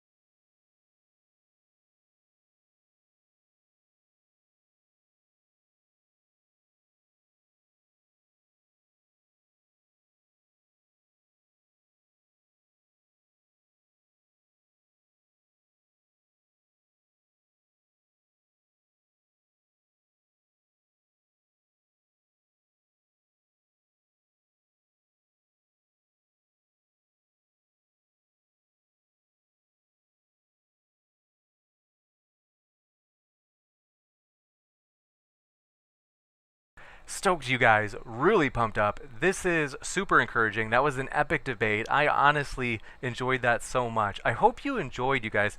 I mean, it was a cold day. Me and Steven Steen, T-Jump, putting on this car wash. I mean, very, very cold. Tom's head, it was so cold that T-Jump's head, as you can see in the picture, it became disproportionately large compared to his body. Very embarrassing. I think it was like it was a crazy symptom of being too cold. I don't know, new stuff, folks, new science. But want to say thanks so much, you guys, for your support. I am so excited. Some of the updates, some of you guys have heard these, but one you probably haven't heard is I'm pumped as I don't think I mentioned that during the debate we jumped up to, I think it's 21, basically it's like 82%, so 2109, and so we are, I think it's like 300, what would that be, like 391 away from the threshold for reaching our goal. If you see the meter, no, this way, there it is, that direction. You see that meter there, we are climbing. I am so excited. And you guys, you might wonder, like, well, James, well, why do we have these, you know, the Kickstarter? Well, let me address a couple of practical things. One is, maybe you're already there. You're like, I'm pumped for it, and a lot of you are, which is super encouraging, and I want to say thank you for that. If you're kind of like, I'm ready to pledge, I'm happy to, want to let you know, it is, I'm telling you, it's really easy, folks. Let me just show you something really quick. So obviously this is the debate that we're talking about pledging to, is Christianity dangerous? It's a juicy one. It's a controversial one, and it's going to be epic, folks, and want to let you know it's a piece of cake. Here's what I mean by that when I say that it's really easy to register. So if you're looking at the screen now, what I am doing is I'm just showing you that Kickstarter is a piece of cake because you don't have to actually create an account. Now, I did, you know, because we're hosting a Kickstarter, but that's why it has my email there. You can see on this picture, though, on the very bottom, it says, do you want to create a Kickstarter account? You can, but you don't have to. You can see right above that, it has the blue Facebook button, and right above that, it says sign in with Apple. So you can bypass creating an account. You can just sign in with either Facebook or Apple. You can make your pledge that way, and then basically on the day of the debate, we'll send out a link so that you can watch it live on the day of the debate. And when we do that, you just sign in again with the same way that you signed in originally, namely whether it be Facebook or Apple, or if you create a Kickstarter account, you sign in the same way, and then that's where you'll see your message. And so basically that'll have the link for it. You'll get to watch it live, and again, it also makes it happen, because that's the trick, folks. Is it's like, you might be thinking like, hey man, like that does sound like a fun debate, I'll probably watch it, but I think I'll just watch it the day, you know, whenever it comes out afterwards, because we are going to release it to the whole world, and namely just like as an upload, so it won't be live. The trick is, if too many people do that, though, the debate doesn't happen at all, and so in that case, you know, people wouldn't watch it live, and they also wouldn't watch the upload after, because there wouldn't have been a debate, because we do have to reach that goal in order to make this debate happen. So want to let you know, we are pumped for it, you guys, and we are getting so close. And you might be wondering, well, James, like, oh, how much is it? Well, let me tell you, it's really cheap, you guys. We wanted to do this in the cheapest way possible, because we were like, hey, we don't want this to be like basically like a hurdle to where anybody's like, oh man, I can't do it because I don't have this or that. It is, as you see on the screen, this is an actual like clip from our Kickstarter page. It's only $3. So I mean, you guys, you go in and you pledge, and you can decide at what level you want to pledge at. So for example, you see here on the screen, you can pledge at $3, which is you help make it happen, and you get to watch it live. Then if you pledge at $6, for example, which is the next one down, in that case, you would basically be helping with the promotion, because right now we're running ads to try to make this event as big as possible. And there are other rewards or levels, so you'll see at the bottom of the screen now it says $10 for your name on screen in the thank you list, and then you of course get to still, you know, watch it live. So I would highly encourage you folks, if you have not yet done this, I highly encourage you to sign up. This debate's going to be epic. It's next Friday, but the Kickstarter closes a day early. So the Kickstarter closes on Thursday, and I really don't want anybody to be like, oh, it's Thursday night, isn't there a debate tomorrow night? And you're like, yeah, it's going to be great. And you're like, oh, the Kickstarter's closed. No, I can't watch it. So don't want you to let the deadline catch you off guard, folks, because I'm going to be really busy. And so it's just going to be a stressful thing for me if people are like, can I sign up late? Is that I just want to say, hey, I'd highly encourage you, sign up now. That way it doesn't surprise you, as this is going to be a big one. And you might be thinking, oh, but James, I don't even really like these guys. I don't even really like this topic. And it's like, hey, that's all right. Maybe you're like, I'm just kind of into it. I'd still encourage you to watch it, because $3 is like the cost of a cup of coffee. I mean, like, it's really that cheap. It's like going to Starbucks. And so not only that, but think about it this way, is that we're basically testing the strategy. We're kind of finding out, can this work? Is this actually something we can use if we, let's say, for example, want to have somebody like Thunderfoot, or if we want to have somebody else that's big, and you're like, hey man, we're like, hey, do we want to, whoever it is that we want to have, is we want to be able to have those new speakers, some of which have big honorariums. And I mean, Kickstarter is the way that we're going to be able to do that. I think it's the best way to do it. You might be saying, well, James, why have a Kickstarter at all? You have like a lot of funding coming in from, let's say, we have, whoa, is somebody trolling me right now? Because did somebody really just, you guys, is this some sort of tasteless joke? Because we, as of right now, are at the goal of 2,500, which is insane, you guys. I cannot believe it. Is this for real? Is somebody trolling me? If you guys look at the Kickstarter page in the description right now, I'm just like, did someone really just do this? I'm like blown away, you guys. Whoa. Assuming that this is like for real. The only reason I say that is because Brenton warned me that it could be the case that somebody I don't know who did it, so I don't want to like act as if I might be, I don't want to, I'm not saying that you're a troll, whoever did this. I believe it could be real, but Brendan told me that sometimes people troll and they pledge, and then they take their pledge back. They cancel it, the day after or the week after, and then you're just kind of like, oh, what a letdown. That's why I'm like, is this for real? Is this like some sort of, are you guys totally teasing me? Is this possible? I'm like blown away. I'm confused. I'm also confused because the numbers don't, now it's at 2,503. Let me load this on the page, you guys, because I'm honestly to the point where I'm like, am I dreaming right now? Is this like some sort of like tasteless joke? Sorry to say that, but I'm just like, is this for real, you guys? I cannot believe it, because it just went up another pledge. It says 100% funded. I'm gonna pull this up just because I'm in like disbelief, you guys. This is unreal. Assuming that nobody's trolling me. Is this like some sort of tasteless joke, Brian Stevens?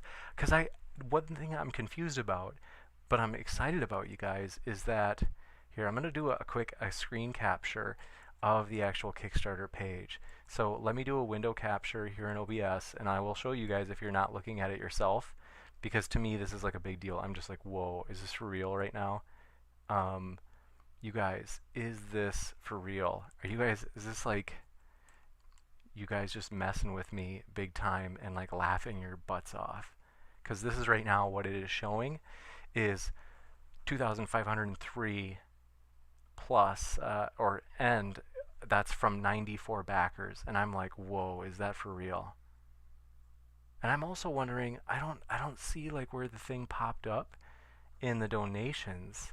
I'm wondering, like, and this update's pretty quick, so I'm like, the only reason I'm confused is because in the donations, I'm like, where is it where it says who gave the huge amount that we needed? Because we needed like $300. So I'm confused. I'm like, it's like the donation came in and it was like so anonymous that it didn't even show up as a backer. I don't know how that works. that's why I'm like confused and frightened, like in a good way. I'm super pumped. Thank you so much for your guys' support. I'm also, like I said, I'm like shocked as I'm like, is this for real? Is this like some sort of thank you guys for saying congrats. And Michelson Interferometer says the goal is met. So you guys are seeing that, and that is insane.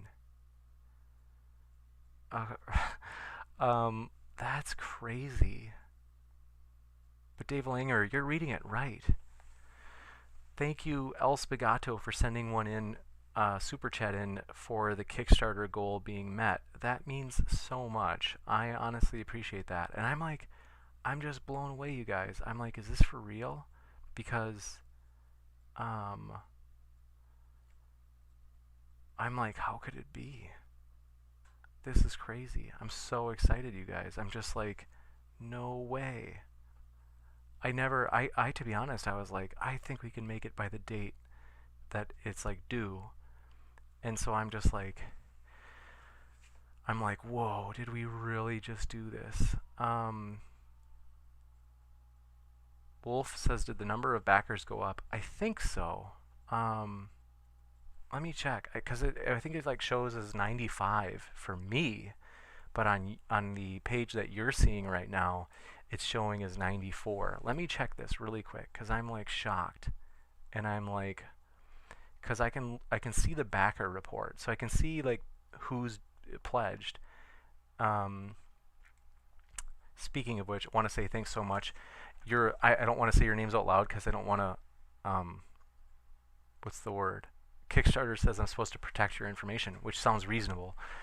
So I will say a person with BS as their initials. Thanks for becoming a pledger, and thanks RS and EW and AS and TD for becoming pledgers as well.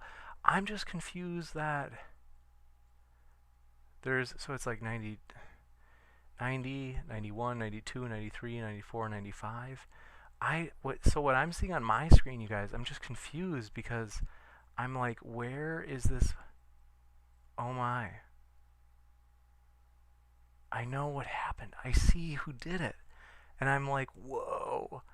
That's the reason that the number of pledges didn't go up is because I'm like so encouraged. Basically,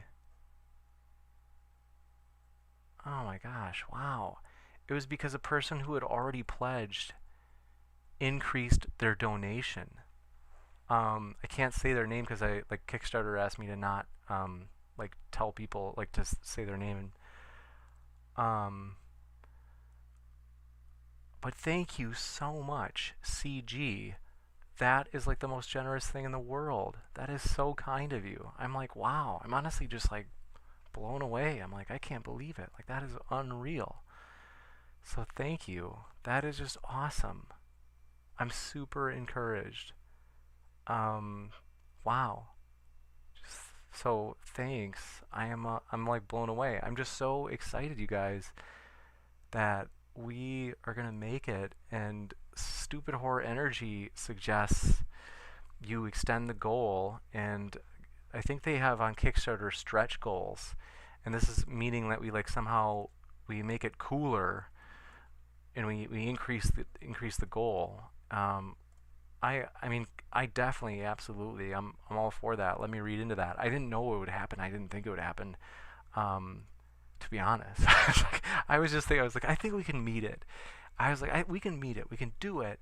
But like, I didn't think that. I mean, right now we're technically five days away because you can't. There's not much left for today. But we've got Saturday, Sunday, Monday, Tuesday, Wednesday, and then the morning of Thursday. So we have 5.5 days technically. So we could, as Stupid Horror Energy says, we could stretch it. I'm like blown away. Thank you guys.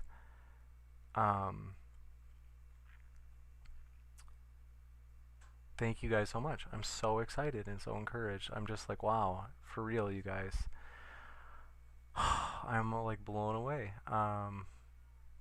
Logical, plausible, probable says now you need to close out the questions and get more people to come watch it. What do you mean? I definitely agree we need to get more people to come watch it.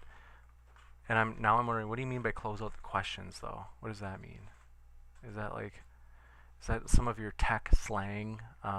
Logical, plausible. You know that I'm not like all that updated on the tech stuff. Wilmar Castro says, "Grats, James. You deserve it." Thanks so much, Wilmar. Seriously, that means a lot. The positive people really do mean a lot. I seriously appreciate you guys, and I love you guys just kind of being so supportive and so kind, and it's for real. It's like humbling in a good way, like a way that I'm just like, wow. Like, thank you guys. Like, I'm like, that seriously means a lot. Anyway, I'm a little overwhelmed right now. You can tell that I'm just like repeating myself a lot on some things, but I'm just like, that's the state I'm in of just like, whoa, I can't believe it. Kickstarter link, let me find that. Thanks. Tuss just put it in the live chat for you, Stripper Liquor. So thanks so much. I'm just like, oh my gosh, I just like, my heart is, it's like so loved and floating on a cloud. Sorry, dude, I don't write Hallmark cards, okay, you guys? But yeah, that's so kind, and yeah, thank you so much. I'm just reading the chat, just hanging out with you. I just like I'm so pumped. And then Chris Gammon says, James, I updated my donation from 25 to something a little more. Chris, that means so much. Seriously, Chris. Thank you, man. I'm seriously pumped. This is our first time doing this, so it's like an exciting thing. I am pumped, and I couldn't agree more, Maddox. I'm going to work hard to get more people to watch it live, and I'm pumped for that to happen. Thanks, Lily Aja, for your celebration smileys. I couldn't agree more. Amy Newman says, I refreshed the page just now to see the new $100 in Blam. It was 25 out of 2,500. I am also in awe and struck, because yeah, I was like, oh cool, like, you know, like we grew by like $100 worth in pledges, like that's cool. And General Ballsack says, straight up Midwestern aspirations there, brother. You built a community worth maintaining now. That means so much, you guys. I'm like kind of like celebrating with you guys right now just because I'm so pumped. And we definitely, don't get me wrong, I'm going to work really hard to get more people to watch this. Absolutely, and to make this event even bigger. Like, we've got ads running right now, and we're going to crank them up in the last few days. Because once it's the last few days, that's where it's like people hear the ad and they're like, oh, that's like a few days from now. Like, I better do it if I'm going to do it. So the ads are on now, but because I think my worry is that we've got them on like slow, like a lower amount now, because we're thinking some people might be like, oh, well, cool that it's on January 8th. That's kind of a while yet. I'll just like wait. And they might forget. So I'm going to definitely turn it up big time this last week, and I'm pumped, you guys. Logical, plausible, probable says, there's a couple of the super chat question options left, and just tell people to go pay $3 to get access to the live stream. Couple of the super chat question options left. Let's see.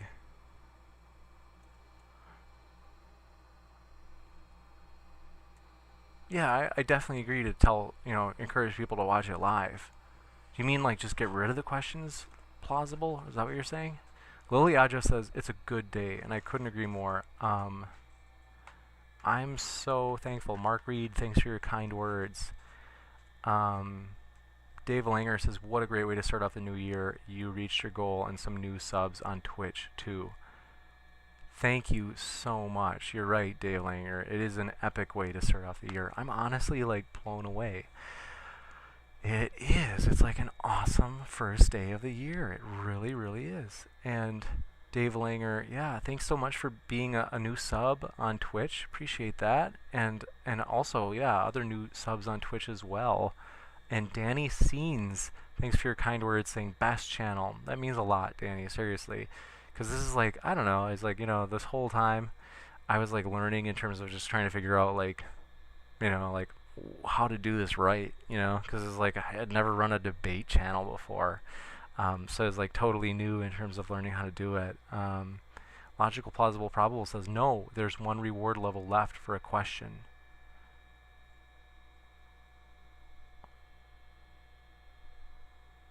Let me look. I'm still confused by what you're saying, but I'm willing to check. He says there's one reward level left for a question.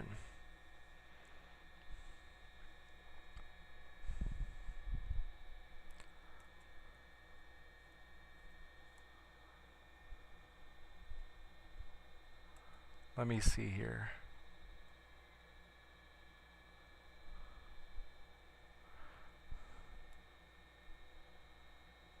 There's one reward level left for a question. I think you just mean like there's one second batch of, there's still the reward of early bird questions. I'm not exactly sure what you're saying, John. Like, are you say you're like, we'll talk later. Cause I just, maybe it's because I'm so overwhelmed and pumped, but thank you guys.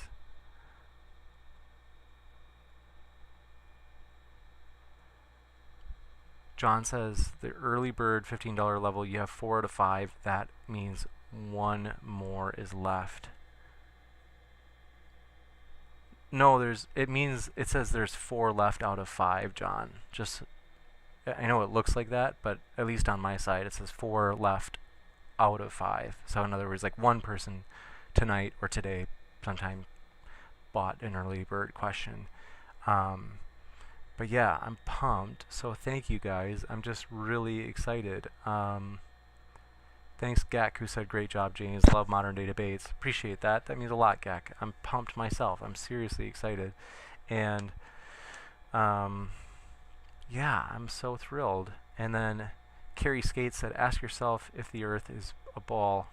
Still debating flat Earth. I like your tenacity. Tuss Beatbox said, I just want to give James a hug right now. Thank you. That means a lot. I'm definitely like a hugger. I like to hug. So appreciate that. It's well received and well welcome. It's very welcome. So appreciate that. And Theo Fungi says $3 only. How much do you pay for 150 boring channels on cable? How much for a coffee? You can find $3 in an old jacket. That's a good point. That's a great way of putting it, Theo Fungi. I might say that in the future if you don't mind. Logical Probable says, then what means you have 4 left for people to buy? Yeah, I know. I mean, like, are you saying that, like,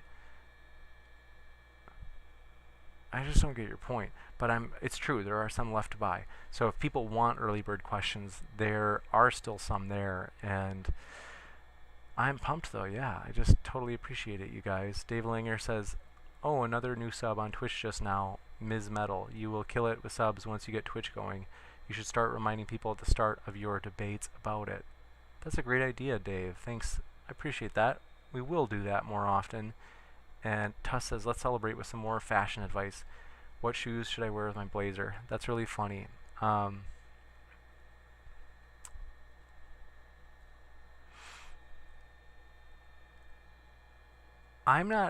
do think shoes make the outfit. Like, they really do. And that's oftentimes what people check for. They're like, great outfit. And then they look at the shoes, and if the shoes are, you know, kind of where it's like they've got holes in them, which you might be thinking, oh, snobby of you, James. But I mean, at some point, if something's got holes in it, you got to either patch it up or throw it out. Because if it's got holes in it, it's kind of defeating the purpose of why you're wearing it, right? I mean, you're wearing it to actually wear something. And if it's got holes in it, that's space in which you're not wearing something. But anyway, it's okay if you have shoes with holes in them. My slippers have holes.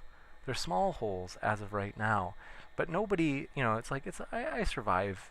These are my Bigfoot slippers. I wear these during the debate, and these are just my, you know, these are like what my feet used to be like before, or I should say, this is my actual foot due to being outside during that terrible car wash with Tom Jump and Steven Steen. My feet were so cold that I basically, this is what they are now. No, We haven't really done a car wash. I'm really glad we don't have to either. It's really cold in Wisconsin. That's where I am right now. But General Balsack says, I hear ya, ran 500 miles on my shoes. That's a long. I definitely, Dave Langer says, just remind people they can sub for free once per month if they have Amazon Prime linked to their Twitch account. It's a great way to show support for your channel, and it's free for them. Dave Langer is right, and I'm going to put that in the description, folks. It's a little bit, it takes a little bit of patience to figure out how to do this, but basically, this link that I'm sharing in the description, folks, if you want to support the channel, this is a way you can do it for free. Basically, what? It's a long link. Let me try to shorten it, but basically,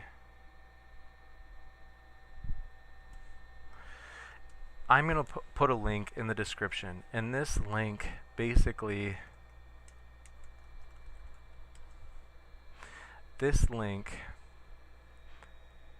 will teach you if you have Amazon Prime. Do you guys have Amazon Prime? I don't know if a lot of people do. Like, I think I still have it because it's not as good as it used to be, but hey, I'll take what I can get. I actually do like the movies. Like, I'm pretty satisfied. I like that it has movies. Thanks, Ms. Metal, for subscribing on Twitch. I really do appreciate that. That's super encouraging. And just because it's like, wow, it was like a awesome day. So I just put a link in the description, or the live chat. This link on how to use your Twitch sub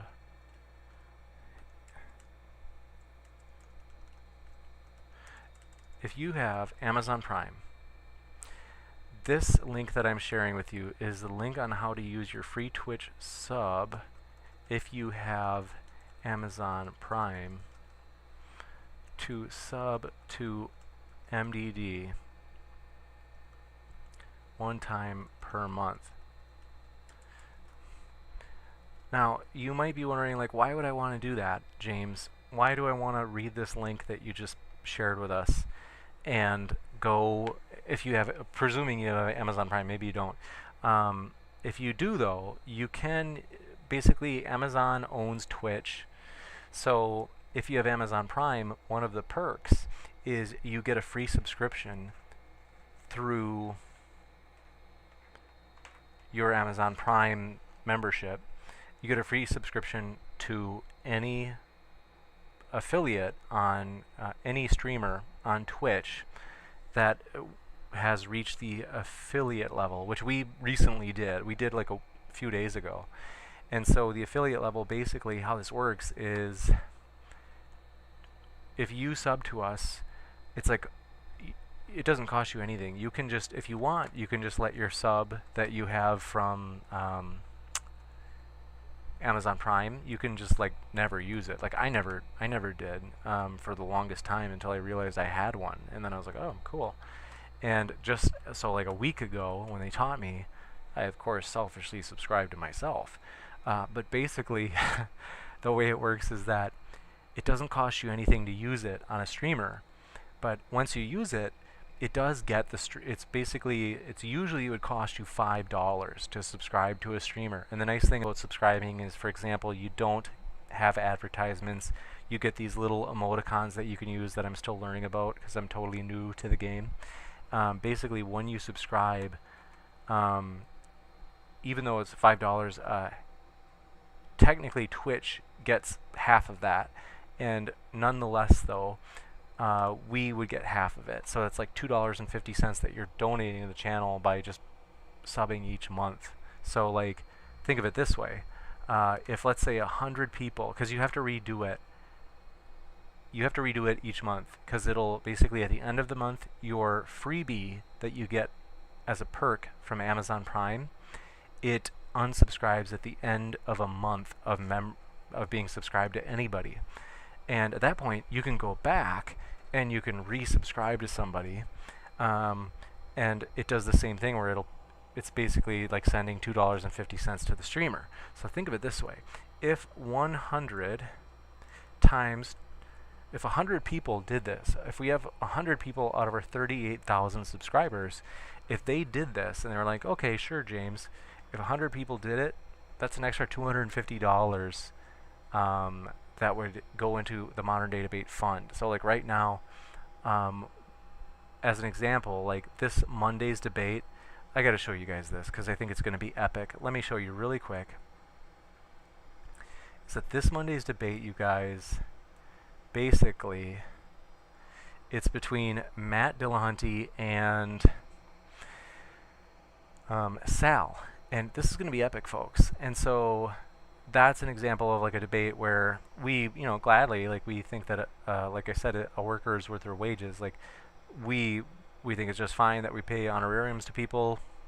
I don't think there's anything wrong with it. And an example would be for this coming Monday's debate. And let's see. A lot of it, you might be wondering, well, wait, where does it come from, James? Like, why, like, let me just pull this up, 2 seconds. There it is. Okay. So this debate, you guys, that I'm showing right now, if you did not know about this debate, it's coming this Monday, and it's going to be gigantic. I think this is going to be a monstrous debate. Usually, it's kind of rare for us to get 50, I think it's got 58 likes on it already, and that's pretty good. It's only been up for like 4 days, I think. That's a really good start. So that is, I think, going to be an epic debate. That'll be just completely free. The vast majority of our debates, like pretty much all except one, will always just be free, streaming live as usual. It's just that once in a while, I would say probably like once every other month, we'll probably, well, it's probably going to be, I was thinking about it today, and I was like, well, we might wait. I think the earliest we would do another Kickstarter is April. I don't want to do it too often, because we want to put a lot of effort into it. We want to be, like, it's something that I also want to keep the percentage of our debates that are the type where you have to like kick in a few bucks to watch it live. I want to keep that small. Like this, for example, this debate between Matt Dillahunty and Sal, which I'm about to link in the description. That debate, I want to let you know, that'll be free, and like I said, so we want to keep most of our debates like that, and I'm putting that in the description.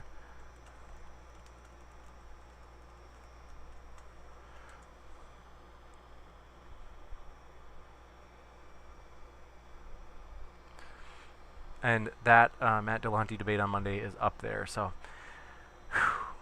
but yeah, thank you guys for. I'm sorry I've been like babbling. So if I, oh, you already did it. Thank you so much. Oh, there's the pre-show for Amy Newman is starting in 45 minutes. So do be sure. I'm going to pin that to the top of the chat right now. So that's the pre-show for this Matt Dillahunty debate on Pascal's Wager. I think you guys are going to love it. And yeah, just chilling out here in the chat. General Ballsack says, hubris, careful my cheese friend. Let's see. Which part was it? Sorry if I was arrogant. I'm sorry about that. I don't know what I said that was, but let me know, and I will work on it. And let's see. Stupid Horde Energy said, sorry I already used it on a Gamer Boy. But it is getting late. Let's see.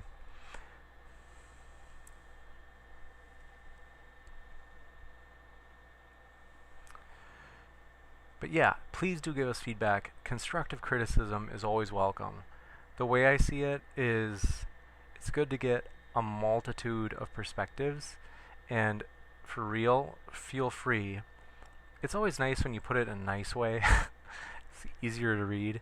But yeah, I do appreciate constructive criticism, so I do hope you guys feel comfortable with that. And thanks, Dave Langer, for mentioning that Massive Robertson just subbed too. Thanks so much, Massive Robertson. That seriously is super encouraging. Appreciate that. And Amy Newman says, and thank you, James, pumped for the debate. Thank you, Amy. I am as well. It's going to be epic. And so, yes, I am in Wisconsin, and it is cheesy up here. But yeah, I do love cheese. Oh, that's a good idea. Dave Langer said once per quarter is probably, maybe that's the way to do the Kickstarter. That's a great idea. I think that's good. I love it. Appreciate that. Good idea. I'm so excited, you guys. I'm seriously just so encouraged. I've got a feather in my cap. I'm seriously pumped. Let's see. I gotta go in a second because I'm with a friend, and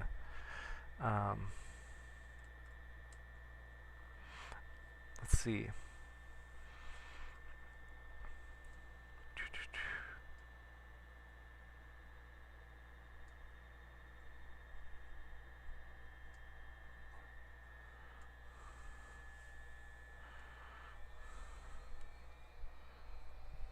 But yeah, I'm pumped, you guys. So I'm gonna let you go. It's been a long time. Whoa, it's been over 3 hours. So I will let you go. I do hope you guys have a great night. I'm like overwhelmed right now. I don't even know what to say. I'm so pumped. So thank you guys. We'll be back tomorrow. It's gonna be awesome. I'm pumped for it. Tomorrow we got another good debate. This will be totally different. General Ballsack said, "You know I'm a supporter, buddy. I'm a cheesehead as well. Supporting this thing for him. It's amazing." Thanks, General Ballsack. Seriously, that means a lot. I really do appreciate it. And General Ballsack, I think, were you the fellow that mentioned the possible Gary Sinise Foundation? I don't know if it was you or someone else, but we do plan on, I think it's next Wednesday, no, next Thursday, I think. We plan on having a charity stream for that. So I thought that was you, but I can't remember. But yeah, so thank you guys so much. Good night, Mike M. Thank you so much. Thank you guys. Thanks, Denkono. Appreciate it. Thanks for hanging out with us. I'm overwhelmed and obviously a little bit tired and sleep deprived. I'm not even sleep deprived. That's a good thing. I can't use that as an excuse today because I got enough sleep last night and I'm thankful for it. Lily Aja said, "So happy for you, James. Happy and excellent weekend and keep up great work." Thanks so much. I seriously appreciate it, you guys. Seriously. You guys are like so encouraging. I'm thrilled. I'm excited. So I hope you guys have a great rest of your Friday night, or maybe it's Saturday already, in which case have a great rest of your weekend. But yeah, we'll be back in less than 24 hours. It's going to be an epic, interesting, different type of debate on whether or not geocentrism or heliocentrism is true. So with that, we hope you keep sifting out the reasonable from the unreasonable. Thanks, everybody, and have a great night. Thank you guys again. And yeah, I'm just pumped. So Chris Gammon, thanks again if you're out there. Totally appreciate it. Really am.